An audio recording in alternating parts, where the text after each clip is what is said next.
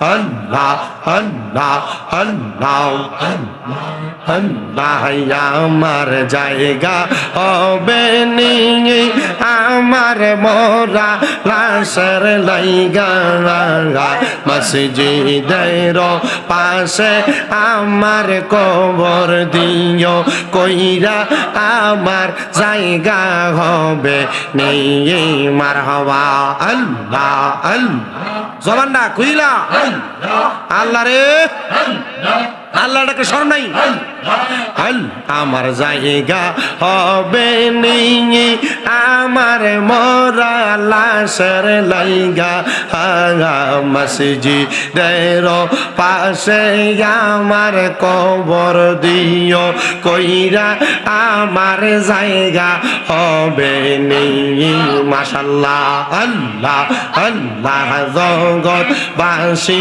রে আমি যেদিন যাব মারা দুনিয়া সারিয়া ভাই বন্ধু আত্মীয় স্বজন যাবে রে বলিয়া চারিজনে সার কান্দে লইয়া চারিজনে চারি কান্দে লইয়া দিবে কবরে নামাইয়া আমার জায়গা হবে নিয়ে মারহাবা আল্লাহ আল্লাহ আমার জায়গা হবে নিয়ে আমার মোরা লাশের লাইগা মসজিদের পাশে আমার কবর দিও কইরা আমার জায়গা হবে নিয়ে মারহাবা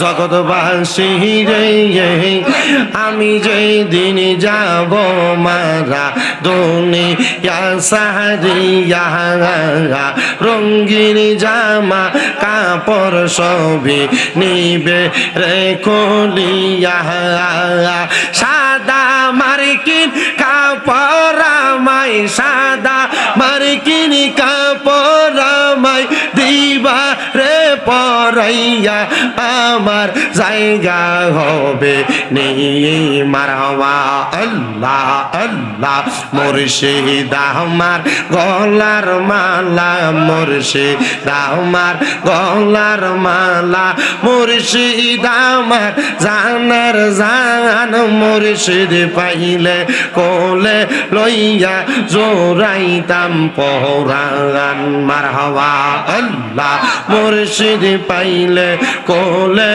লইয়া জোরাইতাম পরাণ মারহাবা আল্লাহ আল্লাহ প্রাণের মুর্শিদ হায়রে মুর্শিদ কোন বনেলু কাইসা মারহাবা আরে বন পুরা হরি ইনির মত গো আমার রাইতে বার জালা দয়াল মুর্শিদ গো মারহাবা প্রাণের মুর্শিদ হায়রে মুর্শিদ কোন বনেলু কাইসা মারহাবা আরে বনপুরা হরি ইনির মত গো আমার যাইতে বার জানলা দয়াল মুর্শিদ মারহাবা আল্লাহ আল্লাহ আল্লাহ লা ইলাহা ইল্লাল্লাহু মুহাম্মাদুর রাসূলুল্লাহ সাল্লাল্লাহু আলাইহি ওয়াসাল্লাম। একটা জবান বন্ধ রাখবেন না, জবানটা ছেড়ে দিয়ে মুহাব্বতের আওয়াজে বলেন জিকির করলাম একজনের, তিনি কি? আল্লাহ তাআলা আজকের জান্নাতের বাগানে আশা বসা তৌফিক দান করেন, জোরে পড়েন আমিন। মুআজ্জিজ মুকাররম চরবাড়ি জামে মসজিদ সংলগ্ন ময়দানে সমস্ত কবরবাসীর স্মরণে মহাপবিত্র ঈদে মিলাদুন নবী সাল্লাল্লাহু আলাইহি ওয়াসাল্লাম উদযাপন উপলক্ষে 20তম বাৎসরিক ওয়াজ ও দোয়ার মাহফিলের সম্মানিত সভাপতি, আপনাদের চরবাড়ি জামে মসজিদের ইমাম ও খতিবে মুকাররম বিশিষ্ট আলেমীদ্দিন হাফেজ মাওলানা মোহাম্মদ মুর্শিদুর রহমান সিরাজি সাহেব বারাক বহু এলাকার ভিতরে সভাপতি দেয়, দাড়িটি কামাই একবারে মাঠটারে কাঁচাইয়া কুচাইয়া এর ফরাইয়া লগে দিয়া বই। সরবারির মানুষের ধন্যবাদ, মসজিদের ইমাম সাহেবের সভাপতি বানাইছে। আজকের মাহফিলের প্রধান অতিথি হযরত মাওলানা আরিফুল ইসলাম আত-তাহিরি সাহেব তকরির করবেন। আপনাদের সম্মানিত খতিব সাহেব হুজুরের শালা মাওলানা শামীম রেজা আল আবিদি সাহেব তকরির করেছেন। হযরত মাওলানা মুফতি হোসাইন আহমেদ সাহেব, হযরত মাওলানা ইমদাদ হুসাইন আবিদি সাহেব মাহফিল পরিচালনা করছেন। হযরত মাওলানা মোহাম্মদ শামসুল আলম আল মাজবান্ধারী সাহেব এবং মাহফিলে উপস্থিত আছেন এলাকার গণ্যমান্য ওলামায়ে কারাম, হুফাজে কোরআন, বিশেষ করে দাড়িপাকা মুরব্বী বাবারা, যুবক নওজোয়ান ভাইয়েরা, ছোট ছোট মাসুম বাচ্চা, পর্দার অন্তরালে বাড়িঘরের আনাচে কানাচে আছেন আমার মা ও বোনেরা। আল্লাহ তাআলা আজকের এই জান্নাতের বাগানে আসার বসার দুই এক মর্তবা তকরির শ্রবণ করার তৌফিক আল্লাহ আমাদেরকে দিয়েছেন। সেই মহান মনিবের শুকরিয়া আদায় করে উচ্চ কণ্ঠে জবান খুলে পড়ি আলহামদুলিল্লাহ। আব্বাজিরা, মাহফিল কমিটি আমারে কোনো সাবজেক্ট দেয় নাই, যদিও সাবজেক্ট দেয় নাই, আমি আমার মন মতো যদিও আলোচনা করি। আজকে আপনাদের এই আলোচনা দ্বারা আপনাদের এলাকার দুই শ্রেণীর মানুষ কষ্ট পাবে। এক শ্রেণীর মানুষ হলো, যদি এই সরবারি এলাকায় কোনো সুদখোর থাকে, এই সুদখোররার মনে খুব কষ্ট যাইব। আমার ওয়াজে যদি এলাকার সুদখোররার মাথাত বাড়ি ভরে, আপনার কোনো অসুবিধা আছে? আমার ওয়াজে যদি এলাকার কোনো ঘুষখোরের মাথায় বাড়ি ভরে, আপনাদের কোনো অসুবিধা আছে? আমার ওয়াজে যদি এলাকার কোনো সান্দাবাজের মাথায় বাড়ি পড়ে, আপনাদের কোনো অসুবিধা আছে? কারণ বর্তমান জামানায় সমাজ এমন ফসাফ হচ্ছে, সুদখোরে ধরে নিয়ে মসজিদের সভাপতি বানাইছে। বহু এলাকার ভিতরে সুদখোর আর সান্দাবাজগুলারে ধরে নিয়ে মসজিদের সেক্রেটারি বানাইছে। আবার যদি জিগায় সুদখোরের সভাপতি বানাইছো কেন, এ ডাইরেক্ট উত্তর দেয়, মসজিদের ছাদরা ঢালাই দিবার সময় সুদখোরে রট্টি দিছে লাইগা। যদি কয় যে সুদখোরে মসজিদের সেক্রেটারি বানাইছো কি লাইগা, এ ডাইরেক্ট জবাব দেয়, মসজিদের এই সিরিয়ার টাইস দিয়ে সুদখোরে দিছে। কথা কন না, ঠিক কিনা? আপনারা বলেন, সমাজে এমন সুদখোর গোসখোর আসেনি? আপনার কি কষ্ট হইব? কালকে সরবারির দোকানে বইতারতো না সুদখোরটি। চিন্তা করবো, আরে আমরা যে তোলাই দিয়া গেছে সুদখোর আছে না সমাজে? যাক, আগে তো কোনো রকম বেড়াইতে খাইতে, এখন বাড়ি বাড়ি বেরিয়ে তো সুদে টেহা লাগা। কথা কন না, আছে না নাই? এবারের কাছে যদি যাই কয় যে চাষি 10,000 টাকা নিয়ে আছে, একটা সপ্তাহ লেগে দেওয়ান জানি, এবারে আমার কাছে তো নাই, আমার বইনে দিছিল সাইল্লা দিবার লাগিয়া। এমন বইনের নাম দিয়া টেহা সুদের উপরে লাগা, এমন বেরিয়ে তো সমাজে আসেনি? আরেক জাতের সুদখোর আছে সমাজের ভিতরে, দেখবেন এরা এলাকাতে মানুষ সুদখোর করবে, এই জন্য এলাকাতে সুদে টাকা লাগায় না, এরা জায়গা জমি বেচা সরকারি চাকরির পেনশনটা ভাইয়া একবারে নিয়ে ব্যাংকের ভিতরে, এটা ডিজিটাল নাম দিছে FDR, 10 বছরের লাগে 10 লাখ রাখে, আর এটারে তুল্লা তুল্লা খায়। এবার যদি জিগা, কাকা কাম গাছ কিছু করেন না, চলেন কেমন? আল্লাহ চালা। এমন আসেনি? আচ্ছা, আপনারা কেন দাঁড়ায় থেকে কি শান্তি পাইতেছেন? আপনারা যদি বসেন আমার ভালো হইব। আমার কাছে মনে হইতেছে তোমরা আমার পিছন দিয়ে কি লাইতো দাঁড়ায় রইছো। আব্বা তুমিও বইও। ভাইজান, আপনারা কি এনে দাঁড়ায় থেকে শান্তি পাইতেছেন? আল্লাহর রাস্তায় ভাই না বালা, একটু একটু কষ্ট করে বইও। তোমরা করে বসো ভাইয়া, বসতেন না? বইও। একটা সুন্দর পরিবেশ সব, তুই না ওয়াজ করো, এটা জান্নাতের বাগান, জান্নাতি পরিবেশ তৈরি করেন, একটু দাঁড়ায় রয়েছে। বসতে হবে। পাগলা, তুমি একটা আমার সামনে দিয়ে দেবো, তোমার দেখলে ওয়াজ করতে যাও যাও না, সামনে যাও, এনে খারাপ লাগতো না, এনে যাও। ক্যামেরা তো ধরনের লাগে, এটা আমি বুঝি, বাইরে লইবার লাগে। আপনারাও বসেন, আল্লাহ কবুল করুক, জোরে কোন আমিন। তোমরা আছে না, এই মুরব্বীরা তো দাড়ি পাকা, এরা বসে বসে না, তোমরা যদি নিচে বসো তাহলে আদবটা ঠিক থাকে, মনে কষ্ট নিও না। বইও, এটা সুন্দর দেখা যায় না, এটা অসুন্দর দেখা যায়। মুরব্বীরা বইয়ে রয়েছে নিচে, ফলাফাইন যদি একটা সুন্দর এই তো মাশাল্লাহ, এলাকার সর্দারি বালা এলাকার, মাশাল্লাহ কন, আলহামদুলিল্লাহ জোরে কন। কারণ এই এলাকার পোলাপান যেগুলার আমি দেখছি তাকবীর দিয়া যে এত কষ্ট করে একটা আনছে, 100 টাকা করে দিলে আমার হাদিয়া সব শেষ হয়ে যাবে। এলাকায় দিছি না, নাইলে দিলাম হইলে। আল্লাহ কবুল করুক, আমিন কন, মহাব্বতে কন আমিন। আপনারা কন, এমন জাতের সুদখোর সমাজে আছে না নাই? সুদও খায় সমাজে, লম্বা লম্বা কত কয়, এমন সুদখোর আসেনি? আচ্ছা, আরেক জাতের সুদখোর আছে ভাই, আপনি ইকুডার একবারে বন্ধ করে দেন। যে সুদখোরটা, এবার সাউন্ড দেন, দেখবেন যে আপনার বউ আপনার ফার্ম দিয়ে খাওয়া হলো, যে এটা কেমনে দেখবেন কানে কানে কয় যে তুমি যা কামাই করো সব যে খরচ করে আমরা জীবিতের তো একটা ভবিষ্যৎ আছে। আয়ো আমরা ব্যাংকে একটা ডিপিএস করি, এমন সন্তানের ভবিষ্যৎ গড়ার নাম দিয়া মাসে 500-1000 করে করে জমা রাখে, এমন সুদখোর সমাজে আসেনি? কথা কন না, আসেনি? ইজারা কইতেছে না, কারণ তলে তলে অনেকে করে রাখছে। আমার বাবাজিরাম, যারা সুদের টাকা খায়, যারা ঘুষের টাকা খায়, যারা পরের হক মেরে মেরে দুনিয়ার জমিনের মধ্যে সম্পদশালী হয়, যারা অধিক পরিমাণ সম্পদের মালিক হওয়ার পরও হারাম খাওয়া বন্ধ করতে পারে না, আমি আজকে আপনাদের কাছে যে বয়ানের ধারাবাহিকতা টানবো, যদি আমার বয়ান শোনার পরে আপনাদের কাছে মনে হয় আপনারা হারাম খাবেন, যদি আপনাদের কাছে মনে হয় আপনারা পরের হক মেরে মেরে খাবেন, আপনারা খান, অসুবিধা নাই।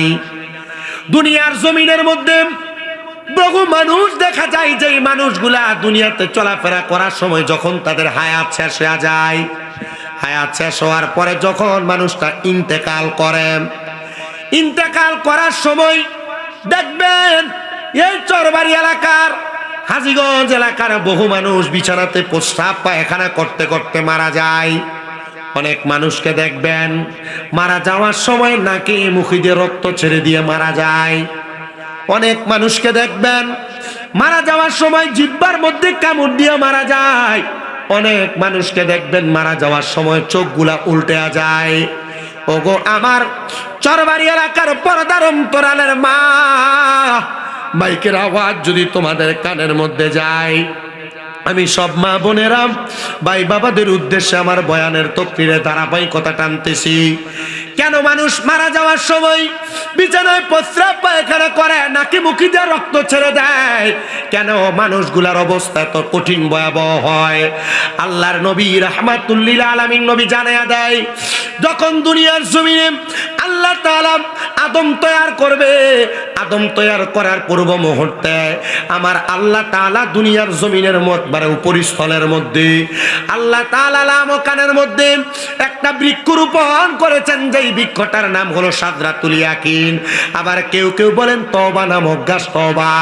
ওই তওবা নামক গাছের মধ্যে আল্লাহ তাআলা এতগুলা পাতা রাখছে গো, দুনিয়াতে যতগুলা বান্দা আছে, আজকের মাহফিলে যত বান্দা আছে, প্রত্যেকটা বান্দার নাম ওই তওবা নামক গাছের মধ্যে লিপিবদ্ধ করা আছে। প্রত্যেকটা বান্দার নাম ওই গাছের পাতার মধ্যে লিপিবদ্ধ করা আছে। ওই গাছের মধ্য থেকে যখন একটা পাতা জোরে নিচে পড়ে যাবে, ওই পাতাটা জোরে পড়ার সাথে সাথে ওই পাতার মধ্যে যেই মানুষের নামটা লেখা থাকবে, ওই মানুষের কাছে আমার আল্লাহ তাআলা 2 জন রহমতের ফেরেশতা পাঠায়া দেয়।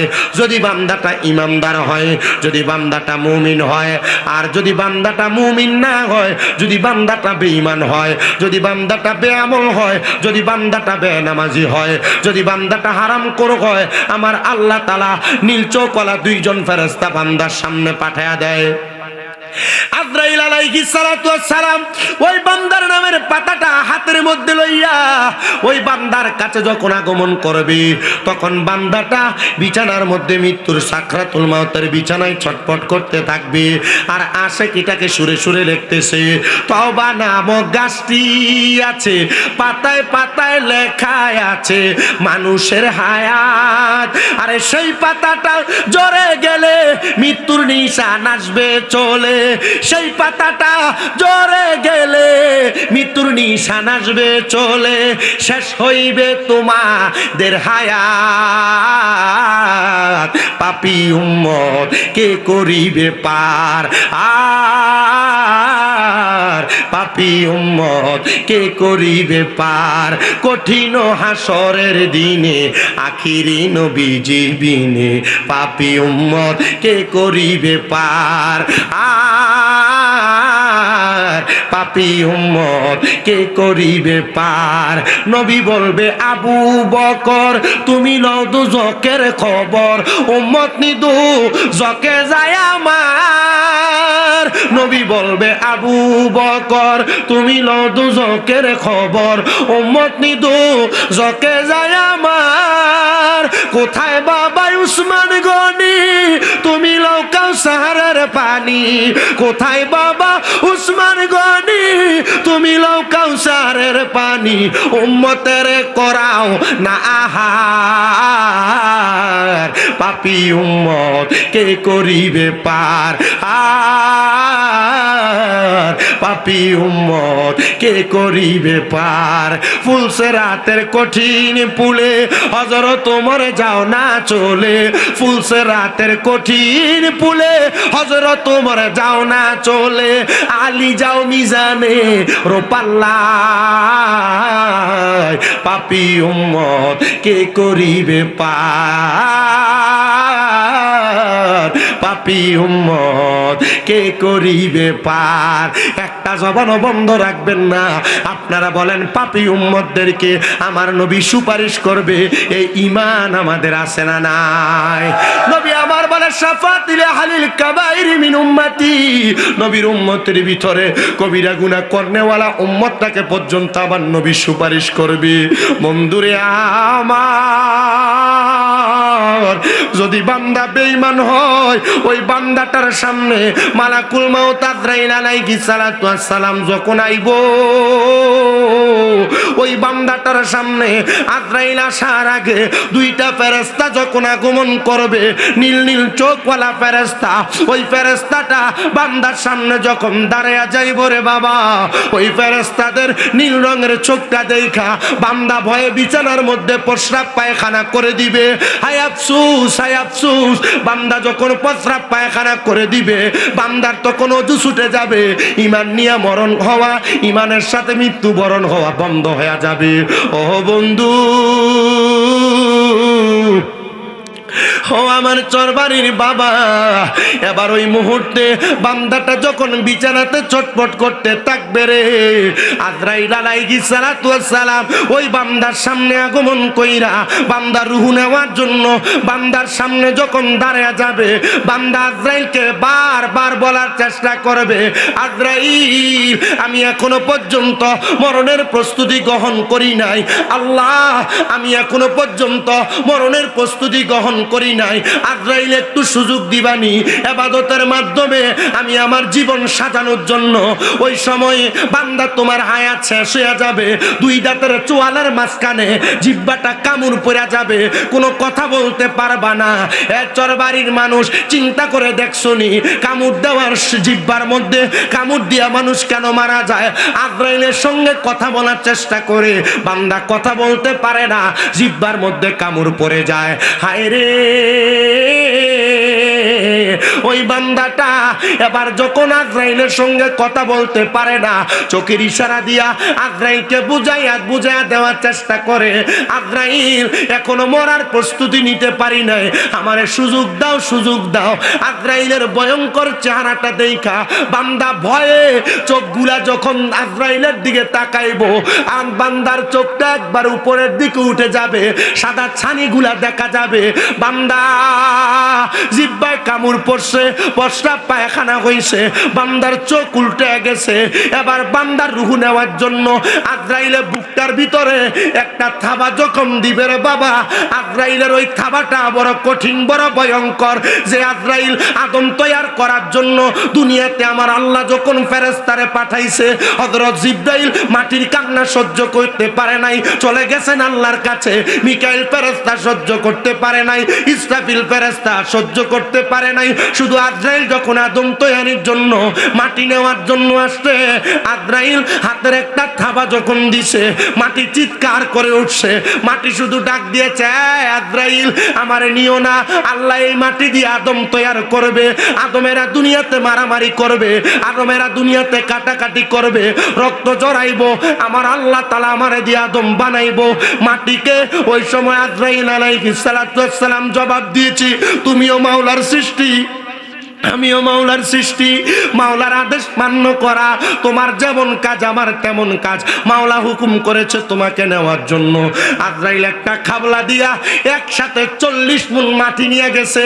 আচ্ছা বলেন তো, যেই হাতের মধ্যে 40 মণ মাটি আটে, ওই হাতটা যদি এই চরবাড়ির কোনো মানুষের মুখের উপরে বুকুর উপরে রাখা হয়, সামান্য সময়ে চ্যাপ্টা হয়ে যাওয়ার কথা। আজরাইল তখন আপনার আমার বুকের মধ্যে যখন রূহ নেওয়ার সময় হাতটা দিবে, ওই সময় আপনার ঘাড়ের রগগুলা ঠাস ঠাস করে ছিঁড়ে যাবে, হাতের রগগুলা ছিঁড়ে যাবে, পায়ের রগগুলা ছিঁড়ে যাবে। মুসলমান ও চরবাড়ির আম্মুজিরা, একটু অন্তরের কানটা লাগে শোনো।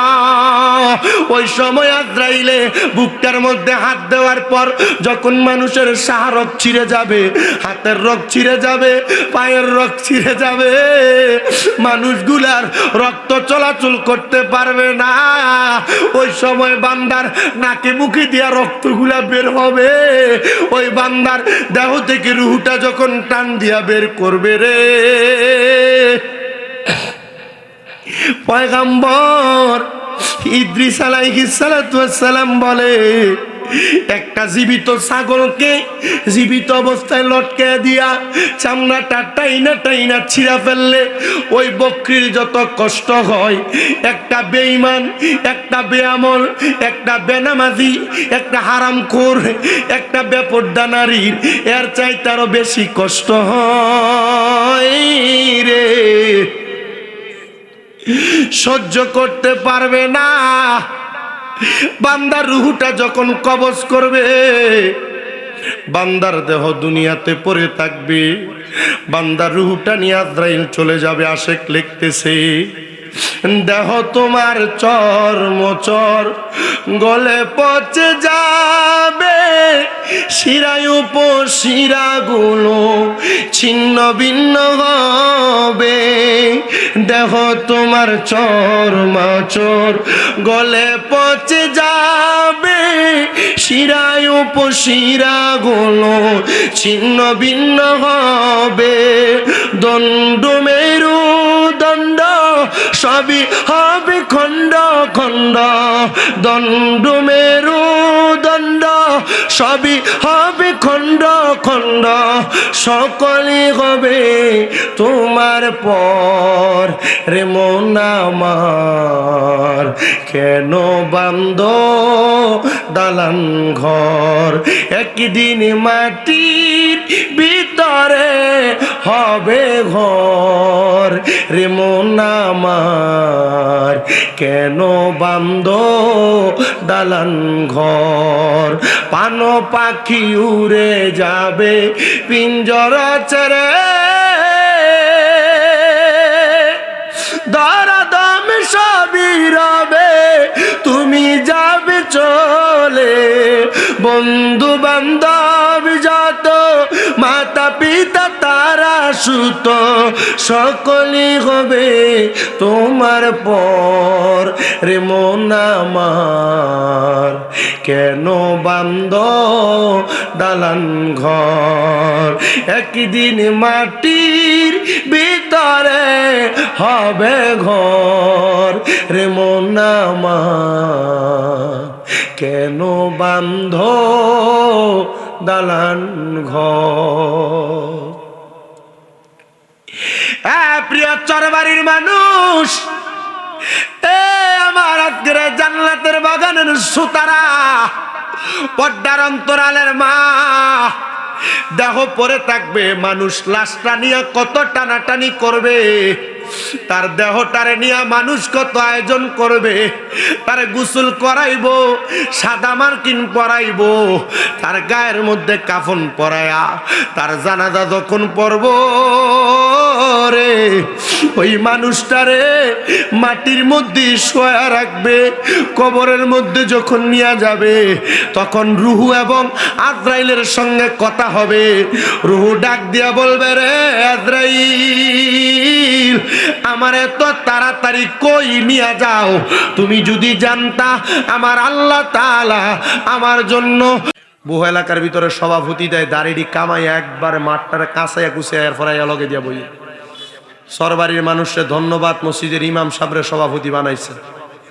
আজকের মাহফিলের প্রধান অতিথি হযরত মাওলানা আরিফুল ইসলাম আত-তাহিরি সাহেব তকরির করবেন। আপনাদের সম্মানিত খতিব সাহেব হুজুরের শালা মাওলানা শামীম রেজা আল আবিদি সাহেব তকরির করেছেন। হযরত মাওলানা মুফতি হোসাইন আহমেদ সাহেব, হযরত মাওলানা এমদাদ হুসাইন আবিদি সাহেব মাহফিল পরিচালনা করছেন। হযরত মাওলানা মোহাম্মদ শামসুল আলম আল মাজবান্ধারী সাহেব এবং মাহফিলে উপস্থিত আছেন এলাকার গণ্যমান্য ওলামায়ে কারাম, হুফাজে কোরআন, বিশেষ করে দাড়িপাকা মুরব্বী বাবারা, যুবক নওজোয়ান ভাইয়েরা, ছোট ছোট মাসুম বাচ্চা, পর্দার অন্তরালে বাড়ি ঘরের আনাচে কানাচে আছেন আমার মা ও বোনেরা।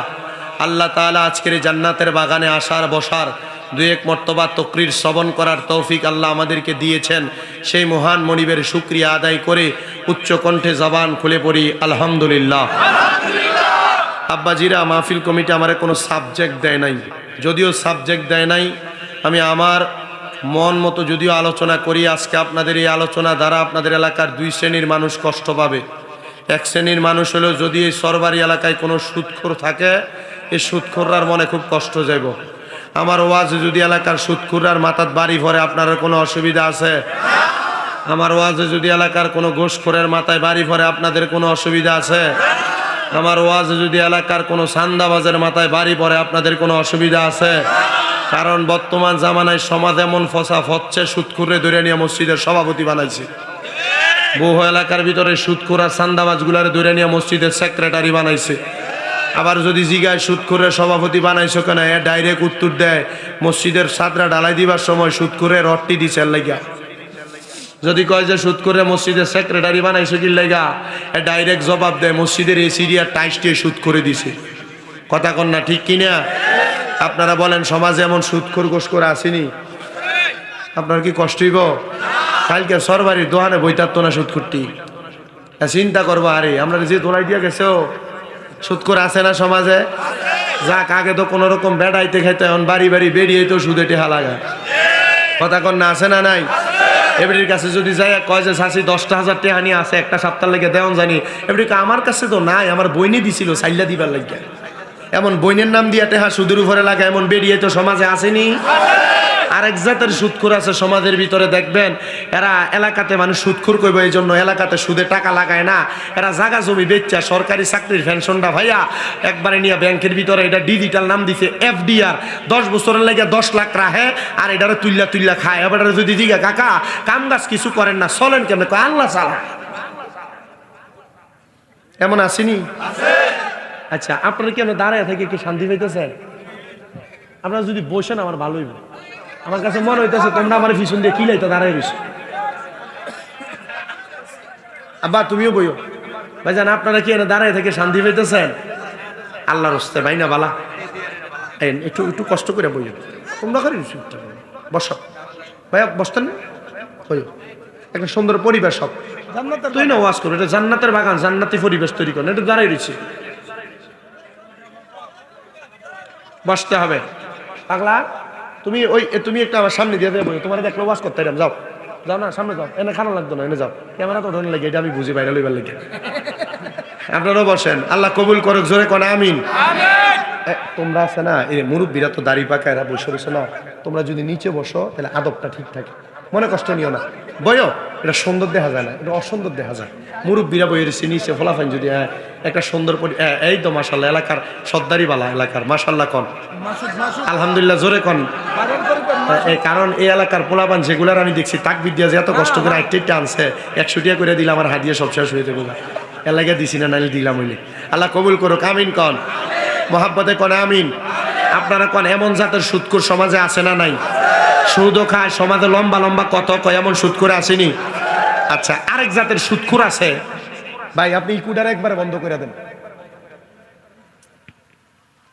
যে সুদখোরটা, এবার সাউন্ড দেন, দেখবেন যে আপনার বউ আপনার ফার্ম দিয়ে খাওয়া হলো, যে এটা কেমনে দেখবেন কানে কানে কয় যে তুমি যা কামাই করো সব যে খরচ করে, আমরা জীবিতের তো একটা ভবিষ্যৎ আছে, আয়ো আমরা ব্যাংকে একটা DPS করি। এমন সন্তানের ভবিষ্যৎ গড়ার নাম দিয়া মাসে 500-1000 করে জমা রাখে, এমন সুদখোর সমাজে আসেনি?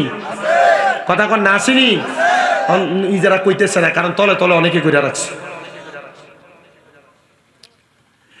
আমার বাবাজিরাম, যারা সুদের টাকা খায়, যারা ঘুষের টাকা খায়, যারা পরের হক মেরে মেরে দুনিয়ার জমিনের মধ্যে সম্পদশালী হয়, যারা অধিক পরিমাণ সম্পদের মালিক হওয়ার পরও হারাম খাওয়া বন্ধ করতে পারে না, আমি আজকে আপনাদের কাছে যে বয়ানের ধারাবাহিকতা টানবো, যদি আমার বয়ান শোনার পরে আপনাদের কাছে মনে হয় আপনারা হারাম খাবেন, যদি আপনাদের কাছে মনে হয় আপনারা পরের হক মেরে মেরে খাবেন, আপনারা খান, অসুবিধা নাই।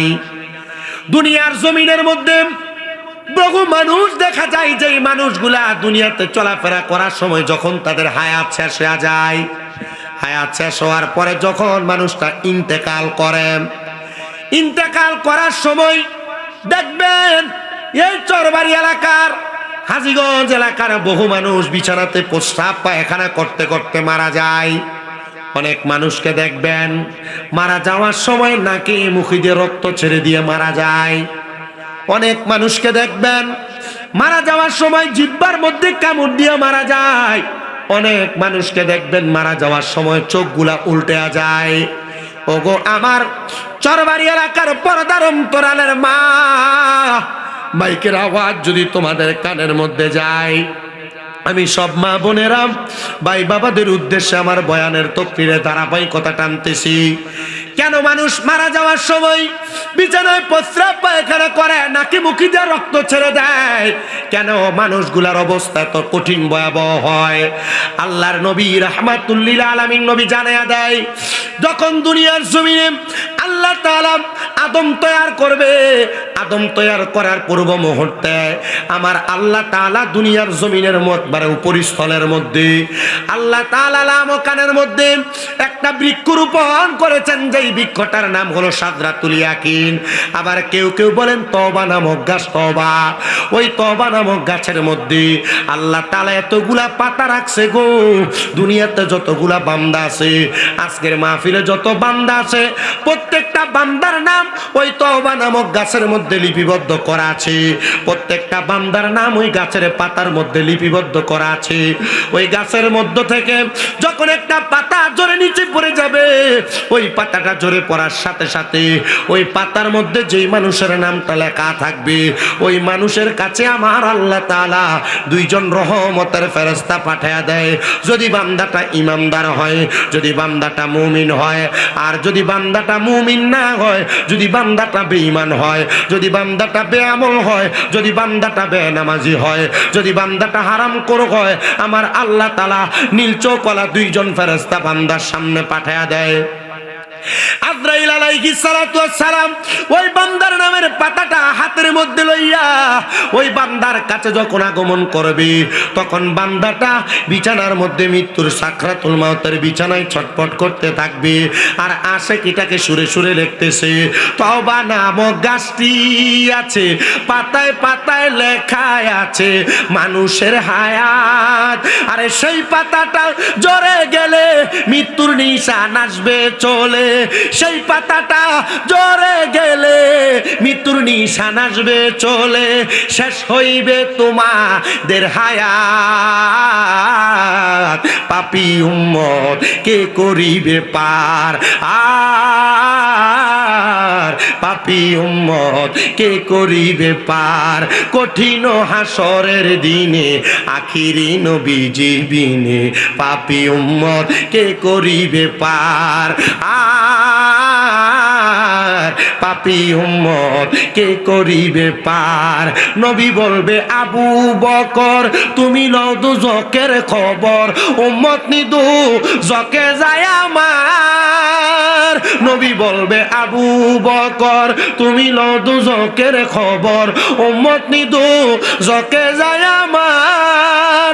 কোথায় বাবা উসমান গনি তুমি লও কাউসারের পানি, কোথায় বাবা উসমান গনি তুমি লও কাউসারের পানি, উম্মতের করাও না আহার, পাপী উম্মত কে করিবে পার, আর পাপী উম্মত কে করিবে পার। ফুলসেরাতের কঠিন পুলে হযরত ওমর যাও না চলে, ফুলসেরাতের কঠিন পুলে হযরত ওমর যাও না চলে, আলী যাও মিজানে রোপাল্লায়, পাপী উম্মত কে করিবে পার, পাপী উম্মত কে করিবে পার। একটা জবানও বন্ধ রাখবেন না। আপনারা বলেন পাপী উম্মতদেরকে আমার নবী সুপারিশ করবে, এই ঈমান আমাদের আছে না নাই? নবী আমার বলে শাফাতিল আহলিল কাবাইর মিন উম্মতি, নবীর উম্মতের ভিতরে কবিরা গুনাহ করনেওয়ালা উম্মতটাকে পর্যন্ত আমার নবী সুপারিশ করবে। বন্ধুরে আমার, যদি বান্দা বেঈমান হয়, ওই বান্দাটার সামনে মালাকুল মাউত আজরাইল আলাইহিস সালাতু ওয়াস সালাম যখন আইব,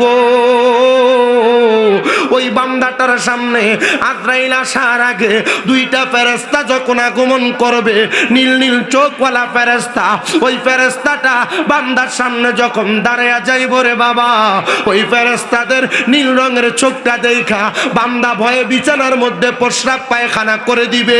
হায় আফসোস, হায় আফসোস, বান্দা যখন প্রস্রাব পায়খানা করে দিবে, বান্দার তখন ওযু ছুটে যাবে, ঈমান নিয়ে মরণ হওয়া, ঈমানের সাথে মৃত্যুবরণ হওয়া বন্ধ হয়ে যাবে।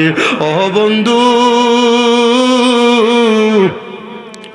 ও আমার চরবাড়ির বাবা, এবার ওই মুহূর্তে বান্দাটা যখন বিছানাতে ছটফট করতে থাকবে রে, আজরাইল আলাইহিস সালাতু ওয়াস সালাম ওই বান্দার সামনে আগমন কইরা বান্দার রূহ নেওয়ার জন্য বান্দার সামনে যখন দাঁড়ায়া যাবে, বান্দা আজরাইলকে বারবার বলার চেষ্টা করবে, আজরাইল আমি এখনো পর্যন্ত মরণের প্রস্তুতি গ্রহণ করি নাই, আল্লাহ আমি এখনো পর্যন্ত মরণের প্রস্তুতি গ্রহণ করি নাই, আজরাইল একটু সুযোগ দিবানি ইবাদতের মাধ্যমে আমি আমার জীবন সাজানোর জন্য।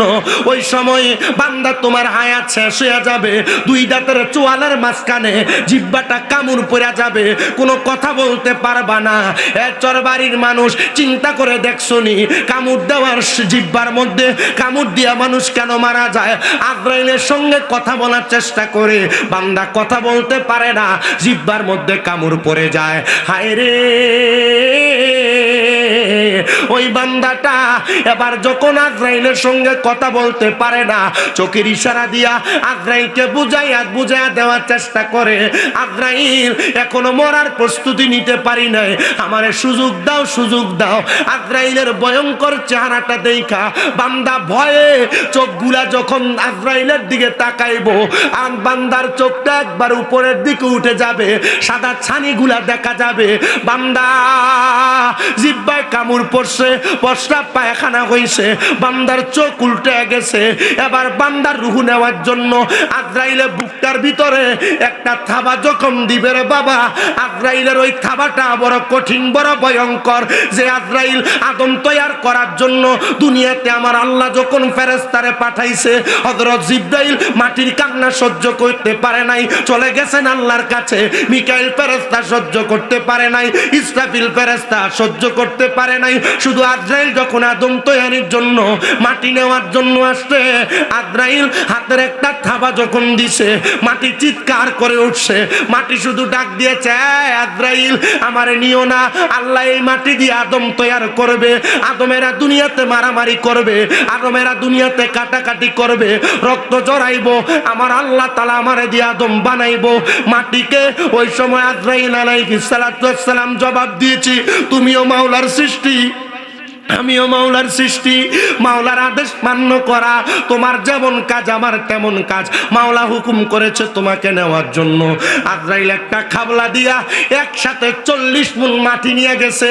আচ্ছা বলেন তো, যেই হাতের মধ্যে 40 মণ মাটি আটে, ওই হাতটা যদি এই চরবাড়ির কোনো মানুষের মুখের উপরে, বুকের উপরে রাখা হয়, সামান্য সময়ে চ্যাপ্টা হয়ে যাওয়ার কথা। আজরাইল তখন আপনার আমার বুকের মধ্যে যখন রূহ নেওয়ার সময় হাতটা দিবে, ওই সময় আপনার ঘাড়ের রগগুলা ঠাস ঠাস করে ছিঁড়ে যাবে, হাতের রগগুলা ছিঁড়ে যাবে, পায়ের রগগুলা ছিঁড়ে যাবে। মুসলমান ও চরবাড়ির আম্মুজিরা, একটু অন্তরের কানটা লাগে শোনো। ওই সময় আজরাইলে বুকটার মধ্যে হাত দেওয়ার পর যখন মানুষের রগ ছিঁড়ে যাবে, হাতের রগ ছিঁড়ে যাবে, পায়ের রগ ছিঁড়ে যাবে, মানুষগুলার রক্ত চলাচল করতে পারবে না। ওই সময় বান্দার নাকে মুখে দিয়া রক্তগুলা বের হবে। ওই বান্দার দেহ থেকে রুহটা যখন টান দিয়া বের করবে রে, পয়গম্বর ইদ্রিস আলাইহিস সালাতু ওয়াস সালাম বলে, একটা জীবিত ছাগলকে জীবিত অবস্থায় লটকে দিয়া চামড়াটা টাইনা টাইনা ছিঁড়া ফেললে ওই বকরির যত কষ্ট হয়, একটা বেঈমান, একটা বেআমল, একটা বেনামাজি, একটা হারামখোর, একটা বেপরদা নারীর এর চাইতে আরো বেশি কষ্ট হয় রে। সহ্য করতে পারবে না। বান্দার রুহুটা যখন কবজ করবে, বান্দার দেহ দুনিয়াতে পড়ে থাকবে, বান্দার রুহুটা নিয়ে আজরাইল চলে যাবে। আশেক লিখতেছে, দেহ তোমার চর্মচর গলে পচে যাবে, শিরায় উপশিরাগুলো ছিন্ন ভিন্ন হবে। দেহ তোমার চর্মচর গলে পচে যাবে, শিরায় উপশিরাগুলো ছিন্ন ভিন্ন হবে। দণ্ড মেরু দণ্ড সবই হবে খণ্ড খণ্ড, দণ্ড মেরু দণ্ড সবই হবে খণ্ড খণ্ড, সকলই হবে তোমার পর রে মন আমার। কেন বান্দ দালান ঘর, একদিন মাটির ভিতরে হবে ঘর রে মন আমার। কেন বান্দ দালান ঘর, পানো পাখি উড়ে যাবে পিঞ্জরা ছেড়ে, দরাদম সবই রবে তুমি যাবে চলে। বন্ধু বান্ধব যত, মাতা পিতা তারা সুত, সকলই হবে তোমার পর রে মন আমার। কেন বান্দ দালান ঘর, একদিন মাটির ভিতরে হবে ঘর রে মন আমার। কেন বান্ধ দালান ঘর। প্রিয় চরবাড়ির মানুষ, আমার আজকের জান্নাতের বাগানের সুতারা, পর্দার অন্তরালের মা, দেহ পরে থাকবে, মানুষ লাশটা নিয়ে কত টানাটানি করবে, তার দেহটারে নিয়ে মানুষ কত আয়োজন করবে, তার গোসল করাইবো, সাদা মার্কিন পরাইবো, তার গায়ের মধ্যে কাফন পরায়া তার জানাজা যখন পড়ব রে, ওই মানুষটারে মাটির মধ্যে শোয়া রাখবে। কবরের মধ্যে যখন নিয়ে যাবে তখন রুহু এবং আজরাইলের সঙ্গে কথা হবে। রুহু ডাক দিয়া বলবে, রে আজরাইল, আমার এত তাড়াতাড়ি কই নিয়ে যাও? তুমি যদি জানতা আমার আল্লাহ তাআলা আমার জন্য কত যন্ত্রণাদায়ক শাস্তি রেডি করে রাখছে, তুমি আমার এত তাড়াতাড়ি নিয়ে যাইতা না। বলে, কেন রে, কত যন্ত্রণাদায়ক শাস্তি রেডি করে রাখছে? বলে, আল্লাহ তাআলা ওই বান্দার জন্য আযাবুন শাদীদ, এমন যন্ত্রণাদায়ক শাস্তি রেডি করে রাখছে। আজরাইল আলাইহিস সালাতু ওয়াস সালাম ওই বেঈমান, বেআমল, হারামখোর, বেনামাজি বান্দার রুহু যখন নিয়ে যাবে, নিয়ে যাওয়ার সময় আজরাইল তার নাকটাকে এমন এমন ভাবে কাপড় দ্বারা বন্ধ করবে, বন্ধ কইরা বান্দার রুহুটারে নিয়ে উপরের দিকে যখন যাবে, ওই সময় প্রথম আসমানের দরজার মধ্যে 19 জন ফেরেশতা থরে থরে দাঁড়িয়ে থাকবে। 19 জন ফেরেশতা বাম দিকে দাঁড়িয়ে থাকবে। ফেরেশতারা ওই বান্দার দিকে দেইকা দেইকা থু থু নিক্ষেপ করবে। আর আজরাইল প্রশ্ন করবে, হে ফেরেশতার দল, বান্দার দিকে কেন থু থু নিক্ষেপ করো?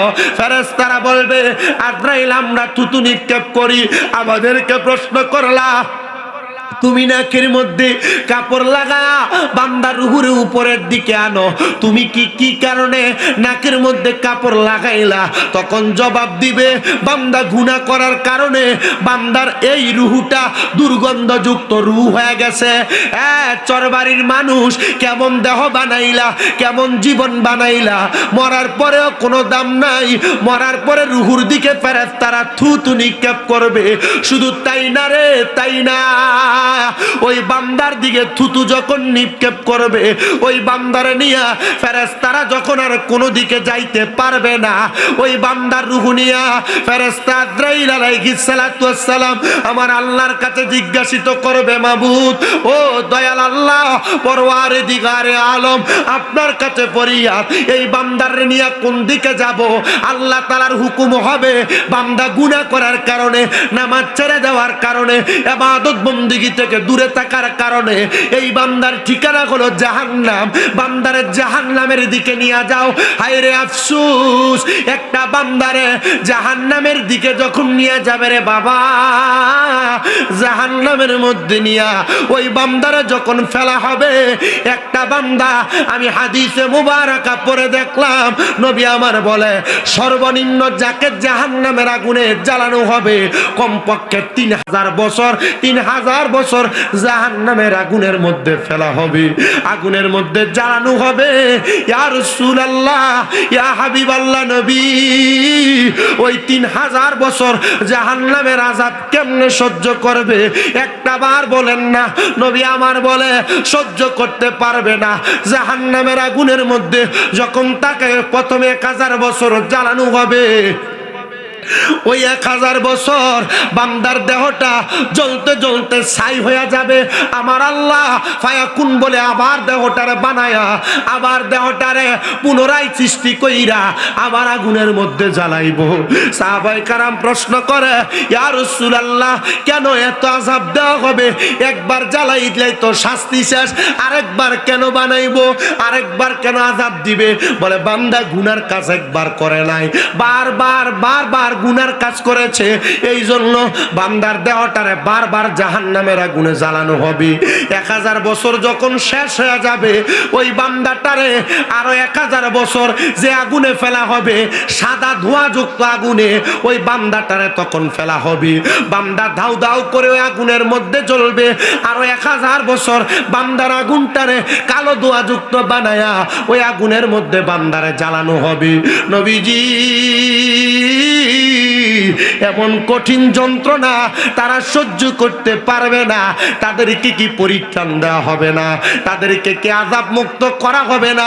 নবী আমার জানায় দেয়, 3000 বছর কমসে কম জাহান্নামের আগুনে জ্বালায়া পুরায়া যখন আঙ্গার করে দেওয়া হবে, ওই বান্দাগুলারে তাকাসসুর নামক একটা জায়গাতে দাঁড় করানো হবে। ওই তাকাসসুর নামক জায়গার মধ্যে দাঁড় করানোর পরে একটা বান্দা আফসুস করে কান্না করতে থাকবে। এই আমার হাজীগঞ্জ এলাকার, আশেপাশে এলাকার, এই চরবাড়ি এলাকার বাবাজিরা, বন্ধুরা, আপনারা যারা জান্নাতের বাগানে বসতেন, আপনারা তো বুঝেন, একটা চোরকে যদি ধরা হয়, যদি 2-3 মিনিট চোরকে মারে, চোর নিজে স্বীকার করে আমি চুরি করেছি। কিন্তু ওই সময় বান্দার 3000 বছর আগুনে জ্বালায়া পুরায়া যখন আঙ্গার করা হবে, বান্দার একটু পরিত্রাণ দেওয়ার জন্য দাঁড় করানোর সাথে সাথে বান্দা আল্লাহর কাছে ক্ষমা চাওয়ার কথা। আপনিও মনে করেন হয়তো আপনি আল্লাহর কাছে মাপ চাইবেন, কিন্তু না না না, মাপ চাওয়ার কোনো সুযোগ নাই। ওই বান্দা তখন তার জবান দ্বারা 3 বার বলবে, মোয়ে পানি, মোয়ে পানি, মোয়ে পানি বলে 3 বার পানি পানি বলে চিৎকার করবে। আমার নূরের নবী রাহমাতুল লিল আলামিন নবী কান্নারত অবস্থায় সাহাবায়ে কেরাম প্রশ্ন করে ইয়া রাসূলুল্লাহ পানি পানি বলে যখন চিৎকার করবে তখন কি আপনার উম্মতের পানি দেওয়া হবে না? নবী আমার কান্দে আর ডাক দিয়া কয় ও সাহাবায়ে কেরাম হ্যাঁ পানি দেওয়া হবে। তিরমিজি শরীফের হাদিসে মুবারাকা পড়তে যা দেখলাম নবী আমার বলেন যে পানি দেওয়া হবে ওই পানিটার নাম হলো তিনাতুল খাবাল। ওই তিনাতুল খাবাল হলো অন্য জাহান্নামীদের রক্ত পুচকে একটা লোহার গরম পাত্রকে গরম কইরা এমন টকবগে লাল হবে, একটা কয়লা আগুনে জ্বালাইলে পুরাইলে যেমন লাল হয় ওই লাল পাত্রটার মধ্যে রক্ত পুজাই না বান্দারে দেওয়া হবে বান্দা পান করার জন্য। নবীজি গো তখন কি তারা ওই রক্ত পুজ পান করবে? নবী আমার বলে হ্যাঁ পান করবে। ইয়া রাসূলুল্লাহ ওই রক্ত পুজ কেমনে পান করবে? এগুলা তো খাওয়ার বস্তু না, এগুলা খাওয়ার খাদ্য না। নবী আমার বলে তারা এমন পিপাসার্থ থাকবে জিহ্বার মধ্যে রক্ত পুজগুলা ঢেলে দিবে, রক্ত পুজগুলা যখন তাদের জিহ্বাতে ঢালবে টকবক টকবক করে ফুটতে থাকবে রে। টকবক করে যখন ফুটবে তাদের জিহ্বাটা গলে যাবে, তাদের পেটের নাড়ি বুড়িগুলা গলে যাবে, পায়খানার রাস্তা দিয়া থর থর থর থর করে বের হবে। ও চরবাড়ির মানুষ তোমরা যারা নামাজ ছেড়ে দাও, তোমরা যারা রোজা ছেড়ে দাও, আমি তোমাদের কাছে করজোরে আবদার করি রে বাবা, আমাদের কাছে বিশাল একটা সুযোগ আসছে। সামনেই ফেব্রুয়ারির 13 তারিখে পবিত্র লাইলাতুল বরাত আগমন করেছে। যদি তোমরা লাইলাতুল বরাতের আগের দিনে মানে 2 ফেব্রুয়ারিতে একটা রোজা রাইকা, 3 ফেব্রুয়ারিতে একটা রোজা রাইকা, 4 ফেব্রুয়ারিতে রোজা রাইকা তোমরা যদি আল্লাহ তাআলার কাছে লাইলাতুল বরাতের রজনীতে মাগরিবের নামাজের ওয়াক্ত যখন হয়ে যাবে ওই সময় যদি গোসল কইরা মসজিদে প্রবেশ করে কুমুলাই লুহার অন্তর্ভুক্ত হতে পারো, আল্লাহ তাআলার রাত্রে দাঁড়ায়া দাঁড়ায়া ইবাদতের মাধ্যমে নামাজের মাধ্যমে স্মরণ করতে পারো। কত মানুষ তাদের কামাই রুজি নাই, কামাই রুজিতে বরকত নাই, টাকা পয়সা নাই, সম্পদ নাই, রোগ বালা মুসিবত মাফ হয় না, বিপদ আপদ কাটে না। এরা চিন্তা করতেছে এগুলা কেন যায় না। আর লাইলাতুল বরাতের রাতে আমার আল্লাহ তাআলা অসংখ্য অগণিত ফেরেশতাদেরকে নিয়ে আসমানের প্রথম দরজাতে দাঁড়ায়া দাঁড়ায়া ডাক দেয় বান্দা কে আছো, গুনাহ ক্ষমা চাও আমি আল্লাহ মাফ করব। কে আছো রিজিক চাও আমি আল্লাহ রিজিক দিব। কে আছো আমি আল্লাহ তাআলার কাছে তোমরা তোমাদের রোগ মুক্তি চাও আমি আল্লাহ রোগ মুক্তি দিব। সন্ধ্যা থেকে সুবহ সাদিকের রাত পর্যন্ত আল্লাহ তাআলা বান্দারে ডাকতে থাকে। এরে বান্দা এ পর্দার অন্তরালের মা আল্লাহর ওয়াস্তে সবার কাছে ক্ষমা প্রার্থনা করি আর বলি লাইলাতুল বরাতটারে কাজে লাগাও। আরেক শ্রেণীর মানুষ বর্তমানে ফতুয়াবাদী নিয়া তারা বড় পাগল পারা হয়ে গেছে। সুন্নি মুসলমান আমরা যারা বাংলাদেশের ট্রেডিশন অনুযায়ী লাইলাতুল বরাতের সময় রুটি বানায়া হালুয়া রুটি মানুষের বাড়ি বাড়ি বন্টন করি। আমাদেরকে বেদাতি আর এসব করা বেদাত বেদাত বলে খেপায়। আমি জাস্টিফাই করে দেখলাম, যাচাই করে দেখলাম এরা নিজেরা মানুষেরা খাওয়ায় না, আবার কেউ খাওয়ায় এটাও পছন্দ করে না। লাইলাতুল বরাত আল্লাহর নবীর কাছে ইসলামের সবচেয়ে উত্তম কাজ মানুষকে খাদ্য খাওয়ানো। আমি আমার বাড়িতে রুটি বানাবো, হালুয়া বানাবো, আরেক বাড়িতে দিব, ওই বাড়িতে বানাবে আমার বাড়িতে দিবে, একটা আত্মীয়তার ভ্রাতৃত্ব বন্ধন তৈরি হবে। লাইলাতুল বরাত বলতে ছোটবেলা বুঝতাম যে মসজিদ সাজাইব, কবরস্থান পরিষ্কার করব, রাস্তাঘাট পরিষ্কার করব, আর লাইলাতুল বরাতের রাত্রে মসজিদে মিলাদ মাহফিল হবে, রাত্রবেলা ইবাদত হবে। হারিকেনের ভিতরে কত সুন্দর করে ছোট দুধের ডিব্বা কাইটটা এই মোমবাতি ঢুকে ঘুরতো, বাচ্চারা কলা পাতার কচু পাতাতে মোমবাতি লাগে পুকুরে ছাড়তো। লাইলাতুল বরাত বসতে বুঝতে বুঝতে এখন আইসা বুঝলাম লাইলাতুল বরাতের রাত্র ইবাদতের রাত্র। এগুলোর মাধ্যমে ছোটরা লাইলাতুল বরাতের ট্রেডিশনটা, লাইলাতুল বরাতের যেই প্রকৃতির অবস্থানটা, এটা সন্তানরা শিখতে শিখতে আস্তে আস্তে লাইলাতুল বরাতে ইবাদত করবে। আরে বন্ডরা কই দে লাইলাতুল বরাত বেদাত, লাইলাতুল বরাতের রাত্রে ইবাদত করে বেদাত, মসজিদ সাজানো বেদাত, তবরুক খাওয়ান বেদাত, হালুয়া রুটি খাওয়ান বেদাত। তো থাক তোরা তোরার বেদাত লইয়া আমরা আমরার মতো ইবাদত করি, এই বালা কথা কন না। এমন মৌলবী থেকে খুব সাবধান থাকা লাগবে। এ সবে মেরাজ গেছে, বহুত মসজিদে তালা ঝুলছে, ঠিক না? আল্লাহর ওয়াস্তে মাফ চাই। আমরা মুসলমান যেন আমাদেরকে পরিবর্তন করি। এমন কঠিন মরণ, রক্ত পুষ দিব আপনারা খাইবার লাগা। এ বেটা বুড়ো হয়ে গেছে, গায়ে রমজান মাস আইতাছে। রমজান মাস আইলেই বুড়া বেটার গ্যাস্ট্রিক বাড়ে, রমজান মাস আইলে বুড়া বেটার ডায়াবেটিস বাড়ে, রমজান মাস আইলে এ বেটার রোগের অভাব নাই। এবার যদি জিজ্ঞাসা কাকা রোজা রাখেন না কেন, থাকতাম পারি না। আর রমজান মাসের এত ফজিলত, এত বরকত, এই বেটা রমজানের ফজিলত বরকত নিতে চায় না। রমজান মাস আসলেই ফদ্দাটা আলগি দিয়া ডাইনে চাই একবার, বামে চাই একবার, চাইয়ে ফুরুত করে ঢুকে।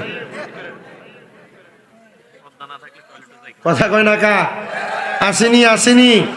আর এক জাত তো আছে রমজান মাস দোয়ানে ফদ্দা যদি না থাকে আর খাওয়ানোর লাইন না থাকে, টয়লেটের ভিতরে বইয়া বইয়া বিড়ি খায়। এটা কিল্লেগা খায়, কেউ বিড়ি খেলে রোজা ভাঙ্গেও না বলে। ইস, এদের রুচি কেমন, এদের দিল কেমন, এদের দেমাগ কেমন। কলব মরে গেছে, অন্তর মরে গেছে। আল্লাহর ওয়াস্তে ক্ষমা প্রার্থনা করি বাবা। রমজান মাসের প্রত্যেকটা রোজা, রমজান মাসের প্রত্যেকটা তারাবি, রমজান মাসের প্রত্যেকটা সাহারি, রমজান মাসের প্রত্যেকটা ইফতার আল্লাহ তাআলার এক একটা বান্দার জন্য এক একটা নিয়ামত, এক একটা বান্দার জন্য এক একটা পুরস্কার নিয়ে তারাবির নামাজে ফেরেশতারা দাঁড়ায় থাকে। রমজান মাসের প্রথম 3 রোজার ইফতারের সময় বান্দা যেন প্রথম রোজার ইফতার করার সময় সামনে নিয়ে বান্দা আল্লাহর দরবারে দোয়া করে বান্দার নিজের জন্য। দ্বিতীয় রমজানে যেন ইফতার সামনে নিয়ে বান্দা দোয়া করে তার মা বাবার জন্য। তৃতীয় রমজানে যেন দোয়া করে তার এলাকার মানুষ, বংশের জন্য। ও আল্লাহ, আমি রমজান মাসের উসিলায় তাদের মাপ চাই, ক্ষমা চাই, উন্নতি চাই। আল্লাহ তাআলা বান্দারে মাফ করে দেয়। ও মুসলমান, আল্লাহর রাস্তে আপনাদের কাছে রমজানের শুভাশং জানাচ্ছি। এটাকে আপনারা গ্রহণ করেন, সাদরে আমন্ত্রণ জানান। যদি জানাইতে পারেন কোরআন তেলাওয়াতের মাধ্যমে, সুমু লাইলুহা ওয়া নুকুমু নাহারুহা, দিনের বেলা রোজা, রাতের বেলা ইবাদত দাঁড়ায় দাঁড়ায় করার মাধ্যমে রমজানকে যদি জীবিত রাখতে পারেন, খোদা কি কসম, বান্দার জাহান্নামের ওই কীটপতঙ্গ খাওয়া লাগবে না, রক্ত পুষ খাওয়া লাগবে না। বান্দা, আল্লাহ তাআলা তো ডাইরেক্ট হুকুম করেছেন নবীর মাধ্যমে, দুনিয়ার আল্লাহর কোন বান্দা রমজান মাসের রোজাগুলো রাখবে যারা, তাদের জন্য স্পেশাল একটা জান্নাত আল্লাহ রেডি করে রাখছে, যার নাম হলো রাইয়ান। ও রাইয়ান নামক জান্নাতের ভিতরে আপনারা আমার জায়গা করে দিবে। আব্বাজিরা, আপনারা বলেন আমরা সেই রমজানের রাইয়ান নামক রোজা রাইখা রাইয়ান নামক জান্নাতে যাইতে চাই কারা কারা? 2 হাত উঠে আল্লাহকে দেখায়। আল্লাহ কবুল করেন, জোরে বলেন আমিন। নারে তাকবীর, নারে তাকবীর, নারে রিসালাত, আহলে সুন্নাত ওয়াল জামাত। আলহামদুলিল্লাহ। গলা ভাঙি গেছে আপনার ইমাম সাহেব, অপারেশন করাইছে তো এই জন্য। তো রমজান মাসের রোজাগুলা রাখবেন তো? আপনারা শুধু নিজে রাখবেন এটা না, আপনার পার্শ্ববর্তী কে রমজানের রোজা রাখে এটা ফলো রাখবেন। নবী সাল্লাল্লাহু আলাইহি ওয়াসাল্লাম রমজান মাসের রোজা, ইফতার আর সাহারির ব্যাপারে খুব সুন্দর 2টা হাদিস আমি পড়ছি। নবী সাল্লাল্লাহু আলাইহি ওয়াসাল্লাম বলেন, যখন তোমরা রমজানের রোজা রাখবা, রোজা রাখার সাহারি আর ইফতার করবা, যদি তোমাদের পক্ষে সম্ভব হয় একজন রোজাদারকে 3টা খেজুর দ্বারা ইফতার করাও। যদি এটাও সম্ভব না হয় 1 গ্লাস দুধ দিয়া ইফতার করাও। যদি এটাও সম্ভব না হয় 1টা গ্লাস পানি দিয়ে ইফতার করাও। রোজা রাখবেন, শুধু নিজে বালাবুড়া খাইবেন এটা করেন না, পার্শ্ববর্তী রোজাদারদেরকে একটু খেয়াল রাখেন। আপনারা বলেন, খেয়াল রাখলে আমাদেরকে এই রমজান মাসের ওসিলায় অসংখ্য বরকত দান করবে একজন। তিনি কে? জোরে কন্যা, তিনি কে? আরো জোরে কন্যা, তিনি কে? আবার এই রমজানের ভিতরে আল্লাহ তাআলা আরেকটা বড় নিয়ামত রেডি করে রাখছে। সেই নিয়ামত হলো লাইলাতুল কদর। রমজান মাসের শেষ 30 দিনের অসংখ্য বরকত, অসংখ্য নিয়ামত বেজর রাত্রে আল্লাহ তাআলা দান করছে। রমজান মাসের 21 তারিখ, রমজান মাসের 23 তারিখ, রমজান মাসের 25 তারিখ রমজান মাসের 27 তারিখ রমজান মাসের 29 তারিখে বেজর রাত্রিগুলাতে লাইলাতুল কদর তালাশ করবেন। আল্লাহ তাআলা এই রাত্রে আমরা বান্দাদের জন্য অসংখ্য নিয়ামত, অসংখ্য বরকত দান করেছে। গুনাহ মাফ করবে, রিজিক দান করবে, ইবাদতের মাধ্যমে আপনাদেরকে আল্লাহ তাআলা অসংখ্য বরকত দিব। আর এই লাইলাতুল কদর দূরের কথা, 15তম তারাবি শেষ হওয়ার পরে এলাকার মসজিদ আস্তে আস্তে খালি হয়। মসজিদে মুসল্লি থাকে না, 10 জন লইয়া মসজিদের ইমাম সাহেবরা তারাবি পড়ে, মুয়াজ্জিন সাহেবরা তারাবি পড়ে, হাফেজ সাহেবরা তারাবি পড়ে। মুসল্লি কই, বেরিয়েত কই, ইফতার কই, সব গেছে গা মার্কেট করবার লেগে হাজীগঞ্জের বাজারে। কথা কন না ঠিক কিনা? জি না মুসলমান, আপনাদের সবার কাছে করজোর আবদার, লাইলাতুল কদরকে প্রাধান্য দিবেন। লাইলাতুল কদরের রাতে বেশি বেশি ইবাদত করবেন।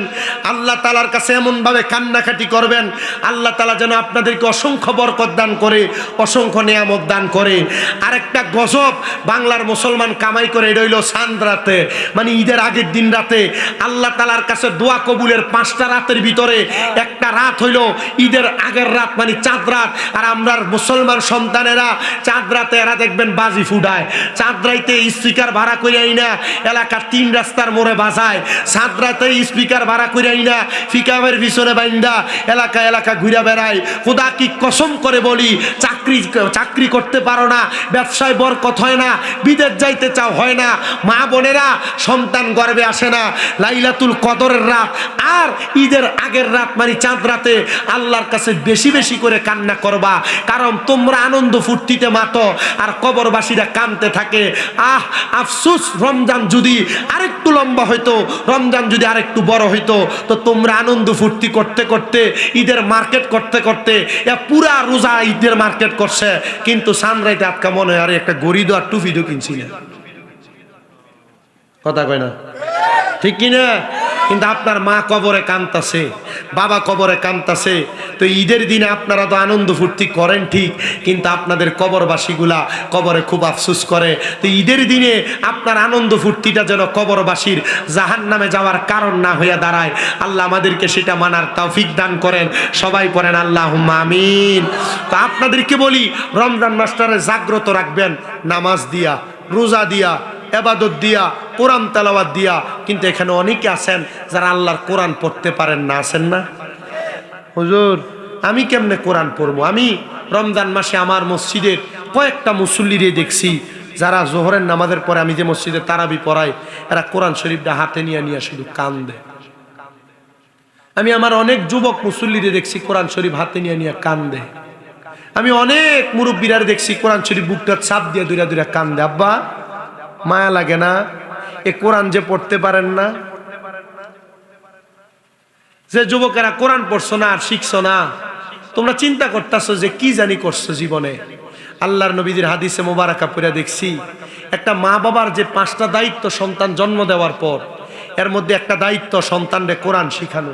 কোনো মা বাপ যদি তাদের সন্তানরে কোরআন না শিখায়, কাল ফুলসেরাতের পারে ওই সন্তানের মা বাপের হাতগুলা দেওয়া হবে ফুলসেরাতের এই পারে, পা গুলা দেওয়া হবে ওই পারে, আর বলা হবে এই সন্তানের মা বাবা, তোমরা তোমাদের সন্তানের বুকে, সন্তানের মা বাবা তোমরা ফুলসেরাতের এই পার আর ওই পার শো। আর সন্তানকে বলবে তোর মা তোরে কোরআন শিখায় নাই, তোর বাবা তোরে কোরআন শিখায় নাই, যা বাপের বুকটাতে পাড়া দিয়ে ফুলসেরাত পার হো। আপনারা কন্ত যেই ফুতে বায়ের পায়ের লগে একবার পাও লাগলে, গায়ের লগে পা লাগলে 2বার 3বার সালাম করে, এই ফুটজন বুকটাত ফাড়া দিব, কইলজারা ফাইটটা যেত না? যদি পারেন কোরআন পড়েন, যদি না পারেন কোরআনের দিকে চায় চায় কাইন্দেন, যদি এটাও না পারেন কোরআনটারে মোহাব্বত করে বুকে ধরে রাখেন। আগে তো রমজান মাসে বহু এলাকার ভিতরে ঘরে ঘরে প্রত্যেক বাড়ির মানুষ একটা একটা কোরআন খতমের আয়োজন করত। মৌলবীরা ফতুয়া দিয়ে এটারও বেদাত বানিয়ে দিছে, যে মোল্লারা 10 জন 15 জন আইয়া পড়বো, তোর মা বাপের কি তৈব? কথা কয় না খা? আর আমি পড়তাম পারি না, তো এর লাগে মৌলবী সাহেবরা দাওয়াত দিছি, 15 জন হুজুর দাওয়াত দিয়া কোরআন খতম পড়াইছে আমার মার নামে। প্রত্যেক রমজানে আমার এলাকাতে আমি এটা দেখতাম, আমার এলাকাতে এটা এখনো চলে। জোহরের আগেও কোরআন খতম, জোহরের পরেও কোরআন খতম, আসরের আগেও কোরআন খতম, আসরের পরেও কোরআন খতম। অনকালা ফতুয়া দিছে এই কোরআন শরীফ পড়ে শুধু হুজুর আর ফকেটই গরম হয়, যারা পড়ায় আর কোনো লাভ হয় না। আচ্ছা, এটা কোনো কত হইল? তা আমি যে পড়তাম পারি না, আমি কি করিলাম? আমি এর লাগে আলেমরার দাওয়াত দিছি। আলেমরা নবীদের ওয়ারিস, এরা দোয়া করলে আল্লাহ এরা রসিল আমরা মাফ করবে। তোমার কথা কয়না দি, হ্যাঁ? আগে কবরের ভাড়া তো বই বই কোরআন শরীফ পড়তো। রমজান মাসে চেয়ারটা ফালে কবর ভাড়ে অনকালে নাই তো। প্রিয় মুসলমান ইমানদার শুনেন, কোরআনকে মোহাব্বত করলে কত দাম হয়, ইজ্জত হয়।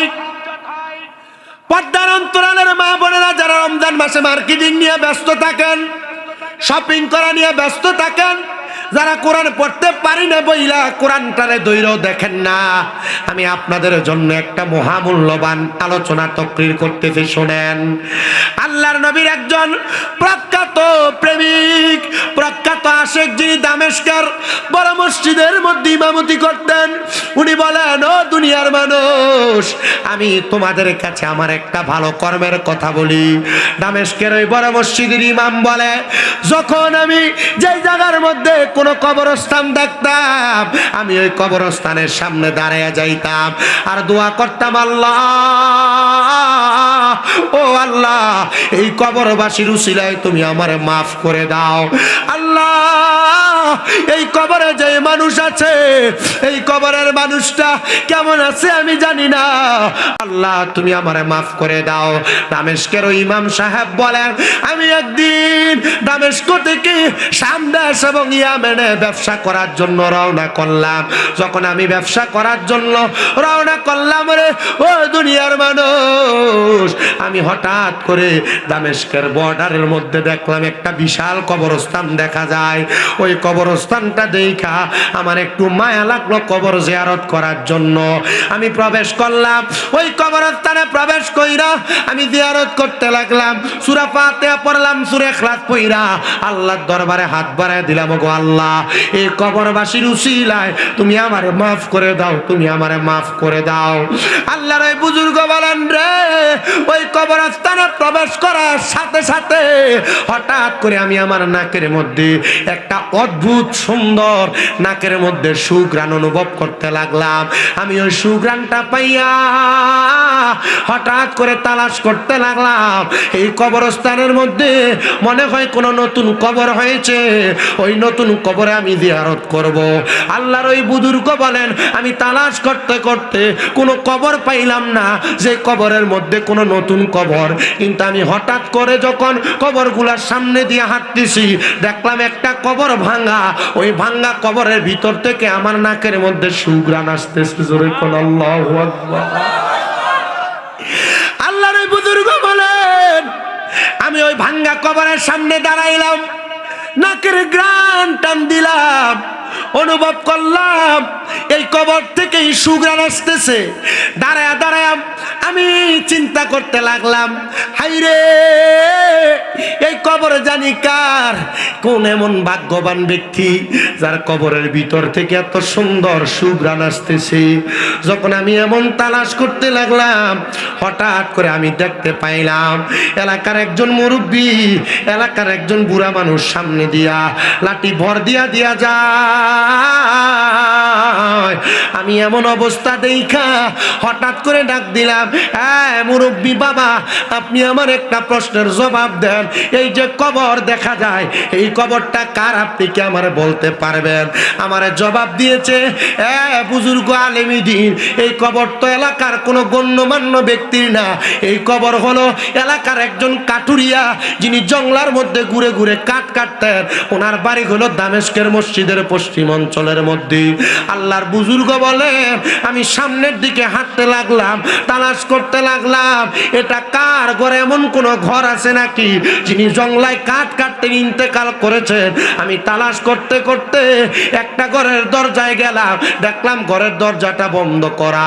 আমি সালাম প্রদান করলাম, আসসালামু আলাইকুম ওয়া রাহমাতুল্লাহ। আমার সালামের কোনো জবাব দেয় না। আমি দ্বিতীয়বার সালাম দিলাম, আসসালামু আলাইকুম ওয়া রাহমাতুল্লাহ। আমার সালামের কোনো জবাব দেয় না। তৃতীয়বার সালাম দিলাম, আসসালামু আলাইকুম ওয়া রাহমাতুল্লাহ। আমার সালামের কোনো জবাব দেয় না। আমি যখন তৃতীয়বার সালাম দিয়ে যখন ঘরের সামনে থেকে চলে আসব, এমন টাইমে আমার পেছন থেকে মহিলা কণ্ঠে সালামের জবাব দেয়, ওয়ালাইকুমুস সালাম ওয়া রাহমাতুল্লাহি ওয়া বারাকাতুহু। আমি সালামের জবাব পাইয়া ফিরে তাকাইলাম না। আমারে দ্বিতীয়বার আবার সালামের জবাব দেয়, আমারে তৃতীয়বার আবার সালামের জবাব দেয়। আমি ফিরে তাকাইলাম না। যখন ফিরে তাকাই না, হঠাৎ করে চতুর্থবার ওই মহিলা আমারে উল্টা সালাম দেয়, আসসালামু আলাইকুম ওয়া রাহমাতুল্লাহ। আমি আবার পেছনে ফিরে দেখলাম একজন মহিলা, বুজুর্গ মানুষ, দেখতেই বোঝা যায় বড় আমলওয়ালা নেককার মহিলা। মহিলা আমারে ডাক দিয়ে কই, হুজুর তিনবার আমারে সালাম দিছেন, আমি আমার ঘরের দরজা খুলতে পারি নাই।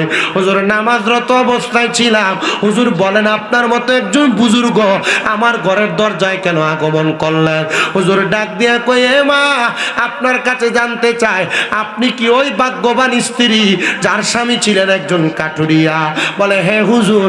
মাগো মা, আপনার কাছে জবাব জানতে চাই, আপনি বলেন না আপনার স্বামী যে কাঠুরিয়া ছিল, আপনার স্বামীর এমন কোন নেক আমলা ছিল কিনা যে আমলের কারণে আমার আল্লাহ তাআলা আপনার স্বামীকে মাফ করতে পারে? মহিলা কই, হুজুর আমার স্বামীর এমন কোন নেক আমল ছিল না, তবে একটা আমলের কথা বলতে পারি।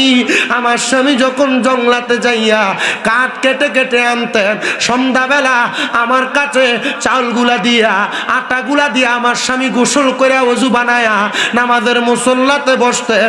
আমার স্বামীকে আমি একদিন, দুই দিন, তিন দিন, আমার বিবাহের পরবর্তী সর্বসময় দেখেছি উনি আল্লাহর কোরআনুল কারীম খুইলা কোরআনের দিকে তাকায়া তাকায়া কান্দে। আমি প্রশ্ন করলাম, ও আমার সন্তানের বাবা, আপনার কাছে আমার প্রশ্ন গো, আপনারে কোনোদিন জবান ছেড়ে দিয়ে মুখটা খুলে খুলে কোরআন পড়তে দেখলাম না। আপনি যে এই জায়গার মধ্যে বৈশা আপনি শুধু কোরআনের দিকে তাকায়া তাকায়া কান্দেন, আপনার কান্না করার কারণ কি বলবেন? আমার স্বামী আমার দিকে তাকায়া জবাব দেয়, এই স্ত্রী, আমি যদি কোরআন পড়তে পারতাম আমি কোরআনের দিকে তাকায়া তাকায়া কাঁদতাম না, আমি কোরআনের দিকে তাকায়া তাকায়া কাঁদতাম না। স্ত্রী গো, তোমার কাছে আমি বারবার আবদার করি, আমি কোরআন পড়তে পারি না, আমাদের সন্তানটারে তুমি আল্লাহর ওয়াস্তে কোরআনে হাফেজ বানাইবা। ওই স্বামীটা ইন্তেকাল করেছে। হুজুর বলে, মা আমি আমার জবাব পেয়েছি। আল্লাহর ওই বুজুর্গ বলে, আমি মহিলাটার কাছে জবাবটা পাইয়া আমি চলে গেলাম আমার বাড়িতে, নামাজের মুসল্লাটা বিছায়া আমি যখন 2 রাকাত নামাজের নিয়ত কইরা দাঁড়াইলাম, আল্লাহু আকবার বলে আমি আমার নামাজ 2 রাকাত শেষ করে আল্লাহর দরবারে মুরাকাবা করতে লাগলাম।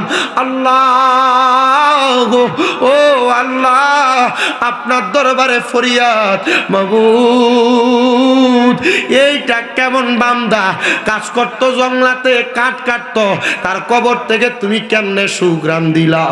আমার আল্লাহ তাআলার ওই বুজুর্গ বান্দা কানতে কানতে যখন মুরাকাবা করে রে বাবা, মুরাকাবার ভিতরে হঠাৎ করে কান্না করতে করতে বেহুশ হয়ে গেছে। ওই বেহুশরত অবস্থায় আল্লাহর বুজুর্গ বান্দা বলে, আমি দেখলাম সাদা রঙের পোশাকওয়ালা একজন মানুষ আমার সামনে মুখটা ঢাকনা দেওয়া হাজির হয়ে গেছে। আমি প্রশ্ন করলাম, কে কে আপনি?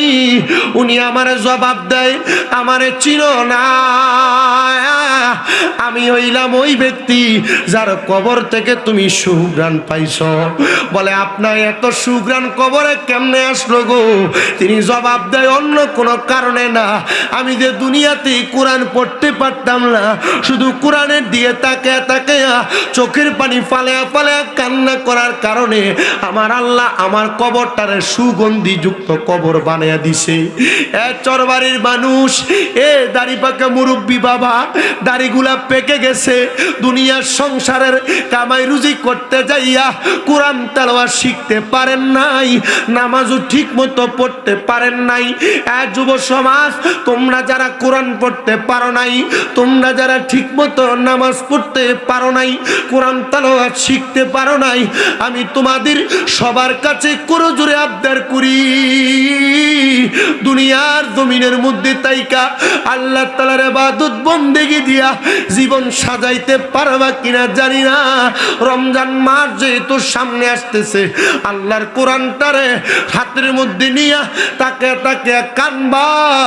আপনারা বলেন কোরআন তালাওয়াত না করতে পাইরা যদি কোরআনের দিকে তাকে তাকে কান্না কইরা আল্লাহর একজন কাঠুরিয়া বান্দা কবরের আযাব মাপ পায়া কবরের সুগন্ধি আনতে পারে, আমরা যদি কোরআনের দিকে তাকে তাকে কান্দি, আমার আল্লাহ তাআলা আমাদের কবরের মধ্যে এমন জান্নাতি বালাখানার ব্যবস্থা করতে পারে কি পারে না? জোরে বলেন পারে কি পারে না? আল্লাহ তাআলা আমাদের কেমন জান্নাতি বালাখানার ব্যবস্থা করে দেন, জোরে কোন আমিন। সবাই একটু মুহাব্বতে দুরূদ শরীফ পড়েন। আল্লাহ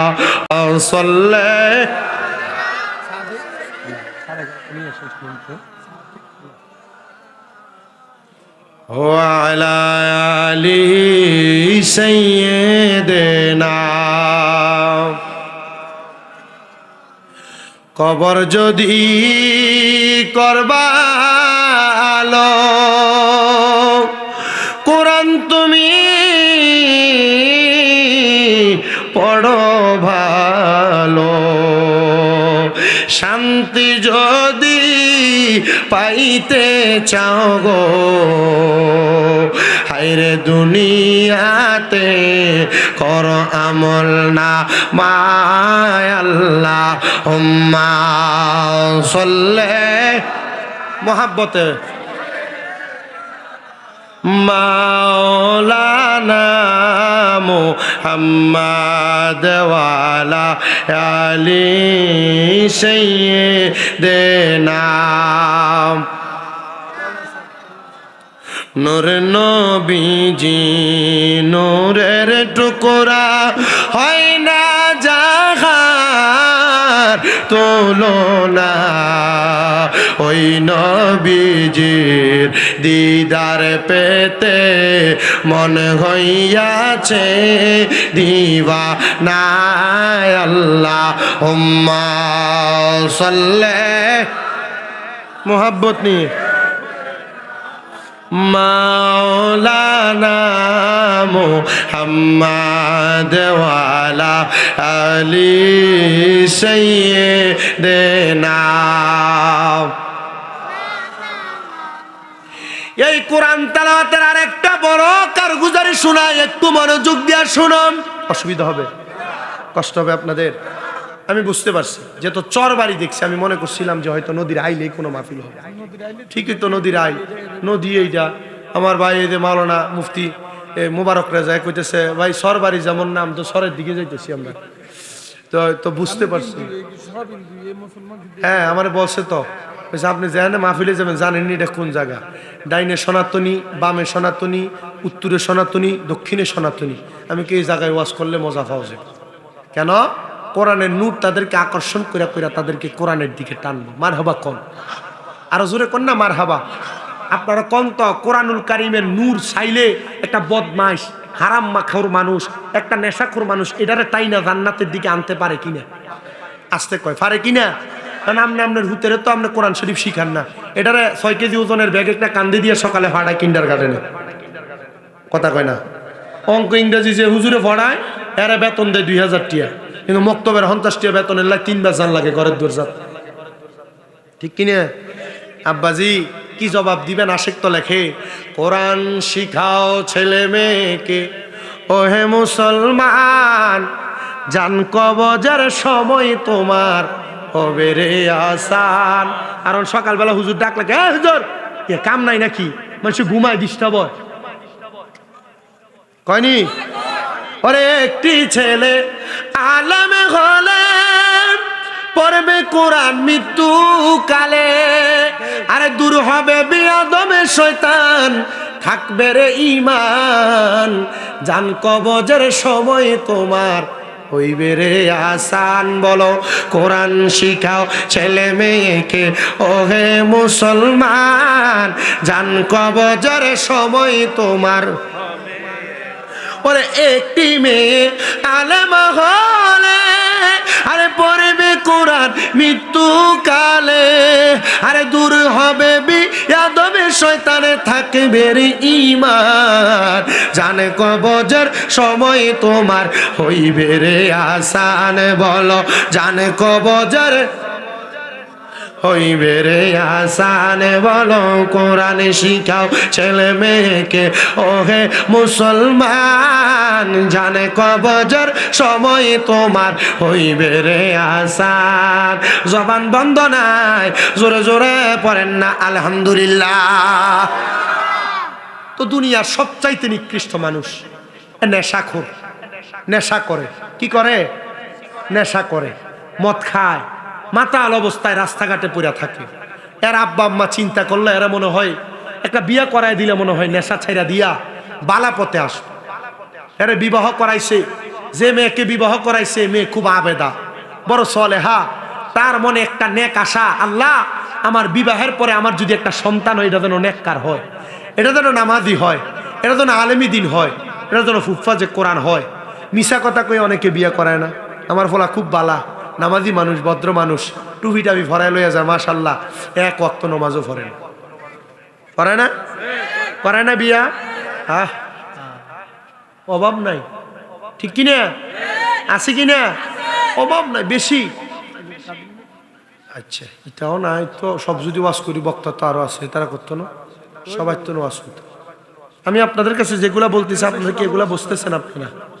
আর খুব কষ্ট হয় ওয়াজ করতে। গো আপনারা না না করেন তো কষ্ট তো আর হয়, আপনারা না না করলে কামাইব। আর অল্প একটু ঘটনাটা বলে শেষ করি, শুনবেন না আর একটু? আর আবার মোর্শেদ হুজুরে কইছে যে মাইক সারণের সময় আবার জিকির আর কুদ্দু কোন লাগবে, করবেন নি আপনারা? আচ্ছা, তবর কাছে আরে হাগলাও। হ্যাঁ, মার হাবা শূন্য এলাকা তো তবরুক সারা চলে না, বলে মার হাবা কর, ওহাবিও বলে নাই মার হাবা কর। তামার বাবাজিরাম ইমামু সুন্নি মুসল্লি শুনি, মাশাআল্লাহ, হোলা নেগুন এক একটা অক্ষণ যদি করবল হইতো, এই হোলা নেগুন তরবারি লই ডাইরেক্ট এজিদের কোবাই মারিয়া লইতো, করবল তো হয় না। আল্লাহ বাঁচাইছে, এই সময় নাই। আর এক একটা স্লোগান কি, আর গাড়ি যদি আটকাইতে হয় চিন্তা করি, আবার ড্রাইভার সাহেবের লগে চিন্তা করে কইতেছি, আর গাড়ি আটকালে যে হোলান দেখা যায়, এটি কান্দে করি গাড়ি লই যাবো, ঠিক কি নিয়ে? হ্যাঁ, এমন নবীর পাগলের দরকার, ঠিক কিনা? হ্যাঁ, নবীর পাগল। সুন্নি মানুষ, সুন্নিরার দিকে খেয়াল রেখো, সুন্নিরারে ভোট দিও, এটা একটু খেয়াল রেখো, সুন্নিরার দোয়া চাইও। আপনার কাছে আমরা সুন্নি আলেমে দিন আল্লামা ফির মুফতি গিয়াসউদ্দিন তাহিরি হুজুর কিন্তু দোয়া চাইছে, এটার মার্কা আবার মোমবাতি, মারাবা কন্যা বেডা, দোয়া করবেন নি ওনার লেগা।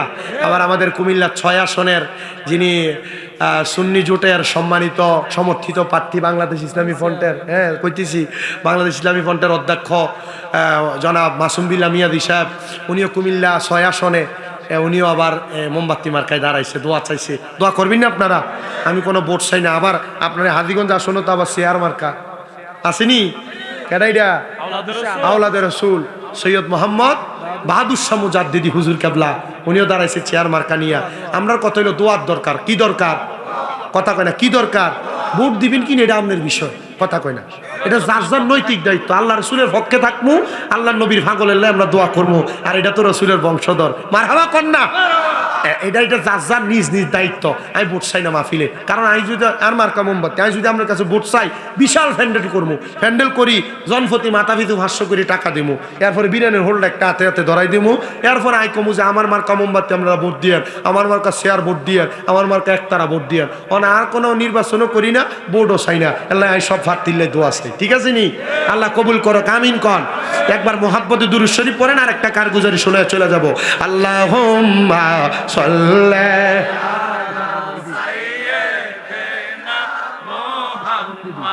আদনা বিয়ানা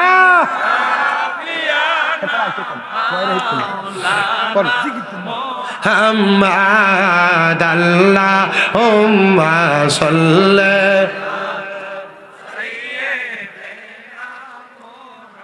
মদনা বিয়ানা।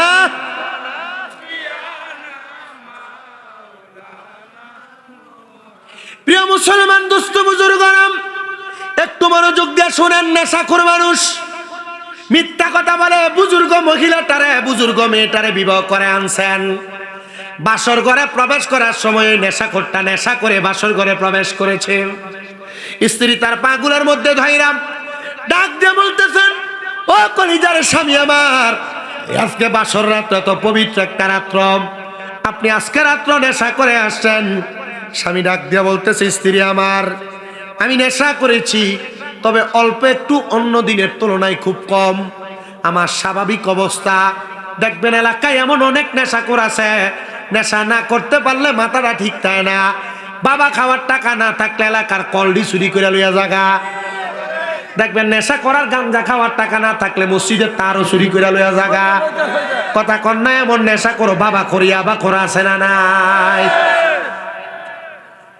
ডাক দিয়া কই, আমার স্ত্রী অন্যদিন যে পরিমাণ নেশা করি আজকে তার 3 ভাগের 1 ভাগও করি নাই। তোমার সঙ্গে বাসর করার মতো মন মানসিকতা আমার আছে। স্ত্রী বলে, স্বামী গো, আজকে আমি আপনি নেশাগ্রত অবস্থায় আপনার সঙ্গে বাসর করব না। আমি আমার পবিত্র দেহটারে অপবিত্র জিনিস দিয়ে আমি নোংরা করতে চাই না। আপনি আমার ওয়াদা দেন, আগামীকালকে আপনি নেশা করা ছাড়া আমার কাছে আসবেন। স্বামী ডাক দিয়া বলে, হ্যাঁ আমি তোমার কাছে আসবো কথা সত্য, তবে আজকে কি তুমি আমার সময় দিবা না? না গো স্বামী, না না, সময় দিব না। এবার পরের দিন আল্লাহর বান্দার নেশা করে নাই, নেশা না কইরা সুন্দর পাঞ্জাবি লাগায়া আল্লাহর বান্দা তার বাসর ঘরে প্রবেশ করেছে।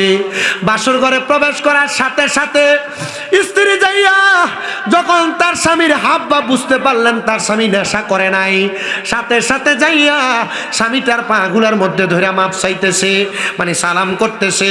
সালাম করে ডাক দিয়া কয়, স্বামী আজকে প্রথম রাত্র হিসেবে চলেন আমরা আল্লাহ তাআলার শুকরিয়া আদায় করে আমরা 2 রাকাত নামাজ আমার আল্লাহর দরবারে আদায় করি। স্বামী স্ত্রী দুইজন নামাজের মধ্যে দাঁড়াইবে। স্বামীর স্ত্রী ডাক দিয়া বলে, স্বামী গো, আমি মহিলা মানুষ, আপনি সামনে যান নামাজ পড়ান, আর আমি আপনার পিছনে দাঁড়ায় দাঁড়ায় ইক্তেদা করব। স্বামী ডাক দিয়ে কই, স্ত্রী এমন দুর্ভাগ্য কপাল আমার, আমি নামাজ পড়তে পারি না, তুমি আমার পাশে দাঁড়ায় দাঁড়ায় নামাজ আদায় করো।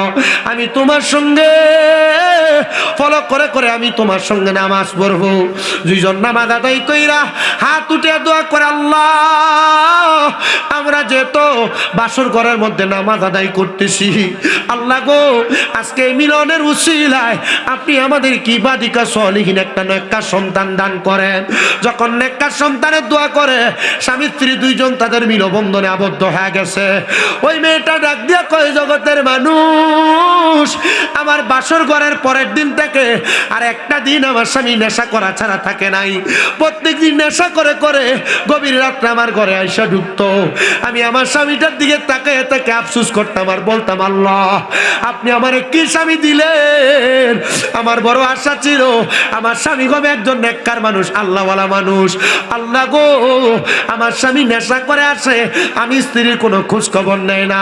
আল্লাহ তাআলার কুদরতের এমন লীলা, প্রথম দিনের মিলনের মাধ্যমে আমার আল্লাহ তাআলা ওই মহিলার গর্ভে একটা সন্তান দান করছে। জোরে সোরে বলা যাবে কি সুবহানাল্লাহ। বন্ধুরে, দুনিয়াতে কত মা বোনেরা একটা সন্তান জন্য কত কান্নাকাটি করে। মা গো মা, আল্লাহর দরবারে তাহাজ্জুদ পড়ে স্বামীর সঙ্গে মিলবন্ধনে যাইও, ওযু বানায়া মিলবন্ধনে যাইও। মিলবন্ধনের পর বেশিক্ষণ অপবিত্র অবস্থায় থাইকো না। মিলবন্ধন করার পরে ফজরের নামাজ কাজা কইরো না। দেখবা আমার আল্লাহ তাআলা নেককার সন্তান দান করবে। আর আমরা নেককার সন্তান দূরের কথা, মিলবন্ধনে সুন্নত তরিকা নাই বিদায় আমাদের সন্তানা কর্ম কুকর্ম করে বেড়ায়। আর এমন একটা সন্তান কামনা করো যে সন্তান মরার পরে আমাদেরকে জানাজার নামাজ পড়াইতে পারবে। রব্বির হামহুমা বইলা আমাদের কবরের সামনে দাঁড়া দাঁড়া দোয়া করতে পারবে। আর এমন সন্তান জন্ম দিলা যে সন্তান বিসমিল্লাহ পড়তে 7টা ভুল হয়। আশেক লেখে লেখে বলে, ও তুমি কাউরে দিলা 10টা সন্তান, থাকার জায়গা নাই। কাউরে কোটি টাকা দিলা, একটা সন্তান নাই। টাকা পয়সা ধন সম্পত্তি দিলা বেশি করে, মরার পরে কান্দে করে কবরে নামাবে কেতা। আরে রে প্রেমের খেলা খেলছো দয়াল রে, ও দয়াল তোমার খেলা চমৎকার। দুস্তরে কান্দাই আর দয়াল মিলাইছো বাজা আর রে প্রেমের খেলা খেলছো দয়াল রে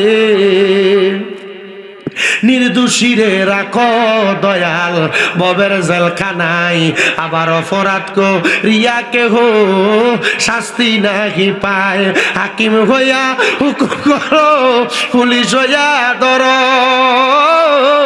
সর্প হইয়া দংশন করো উজা হইয়া যা আর রে প্রেমের খেলা খেলছো দয়াল রে ও দয়াল তোমার খেলা চমৎকার দুস্তরে কান্দাইয়ার দয়াল মিলাইছো বাজা আর রে প্রেমের খেলা খেলছো দয়াল রে মহিলাটা ডাক দিয়ে কয় ও জগতের মানুষ 10 মাস 10 দিন পরে আল্লাহ তাআলা আমার একটা ছেলে সন্তান দান করছে আমার স্বামী আমার সন্তানের কোনো খোঁজ খবর নেয় না আমি আমার সন্তানটারে লালন পালন কইরা সন্তানের বয়স যখন 6 বছর 7 বছর সন্তানটারে আমি দারুল আরকামের মধ্যে ওই আমেন এলাকায় ভর্তি করায় দিছি আমার সন্তান মাত্র 2 বছরের মাথায় কোরআনে হাফেজ হয়ে গেছে আরে আমার সন্তান হুফাজে কোরআন হওয়ার পরে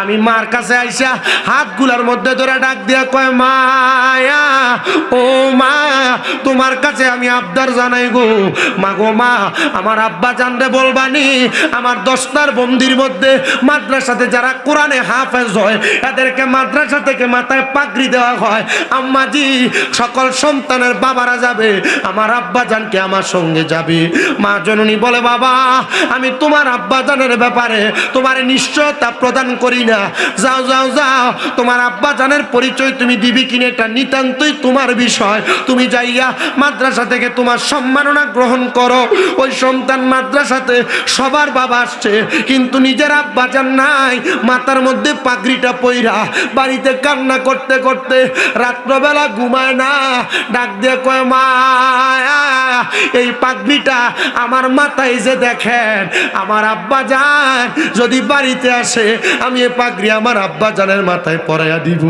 বাইরে ভাই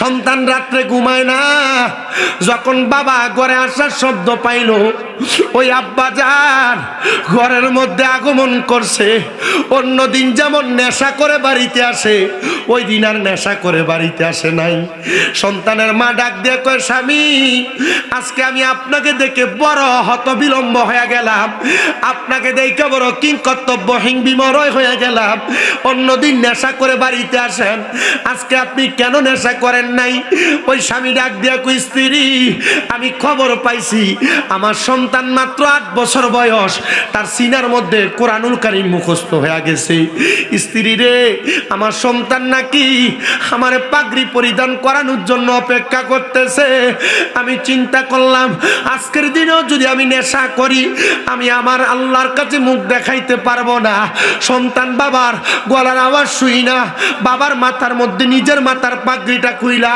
নিয়া যখন পরাইয়া দিছে রে ওই আব্বা জান সন্তানকে জড়ায়া ধরছে আর ডাক দিয়া কয় বাবা জীবনে যেই যোগ্যতা অর্জন করি নাই তুমি সন্তানের জন্য ওই যোগ্যতার পাগড়ি আমার মাথায় লাগছে আমি আব্বা আজকে তওবা করতেছি আল্লাহর ওয়াস্তে আল্লাহ যেন আমারে মাফ করে দেয় আল্লাহ যেন আমারে মাফ করে দেয় বারবার বারবার তওবা করে রে তওবা যখন করে তওবা কইরা সন্তানকে জড়ায়া ধরে কান্না করতে করতে ওই বাবাটা ইন্তেকাল করছে সন্তানের বুকে জড়ানো অবস্থায় সন্তানের বাবা যখন ইন্তেকাল করছে পরের দিন জানাজার নামাজ হবে এলাকার মানুষ তার জানাজার নামাজে আসে না কারণ কি বলে সে সারা জীবন নেশা করেছে নেশা করে জানাজার নামাজ আমরা পড়বো না এলাকার মানুষ তারা ঘৃণা করে ঠিকই তো কোনো নেশাখোর কোনো ফাঁসি দিয়া মৃত্যু মৃত্যুবরণ করা। কোন আত্মহত্যাকারীদের জানাজার নামাজ ভালো কোনো আলেম পড়ায় না, ক্ষুদ্র কোনো ছোটখাটো ব্যক্তিবর্গ দিয়া তার জানাজা পড়ায়। আইরে এলাকার মানুষ তার জানাজায় আসে না। সন্তানকে আমরা একা হয়ে গেলাম, আমার আব্বার জানাজা তো কেউ পড়ে না। আমি আমার এলাকার বাহির থেকে লুকাই না, আমার আব্বার কবরটারে খুইরা ওই কবরটার ভিতরে আমার আব্বার বিনা জানাজায় আমি আমার আব্বার নামায়া দিয়া দোয়া করে বাড়িতে চলে গেছি। হাত পরের দিন সকালবেলা ফজরের নামাজ পড়তে যখন মসজিদে হাজির হয়ে গেছি, মসজিদে যাওয়ার পরে দেখলাম এলাকার একটা মানুষও বাদ নাই, এলাকার একটা মানুষও বাদ নাই। এলাকার সব মানুষ ওই মসজিদের ভিতরে হাজির হয়ে গেছে।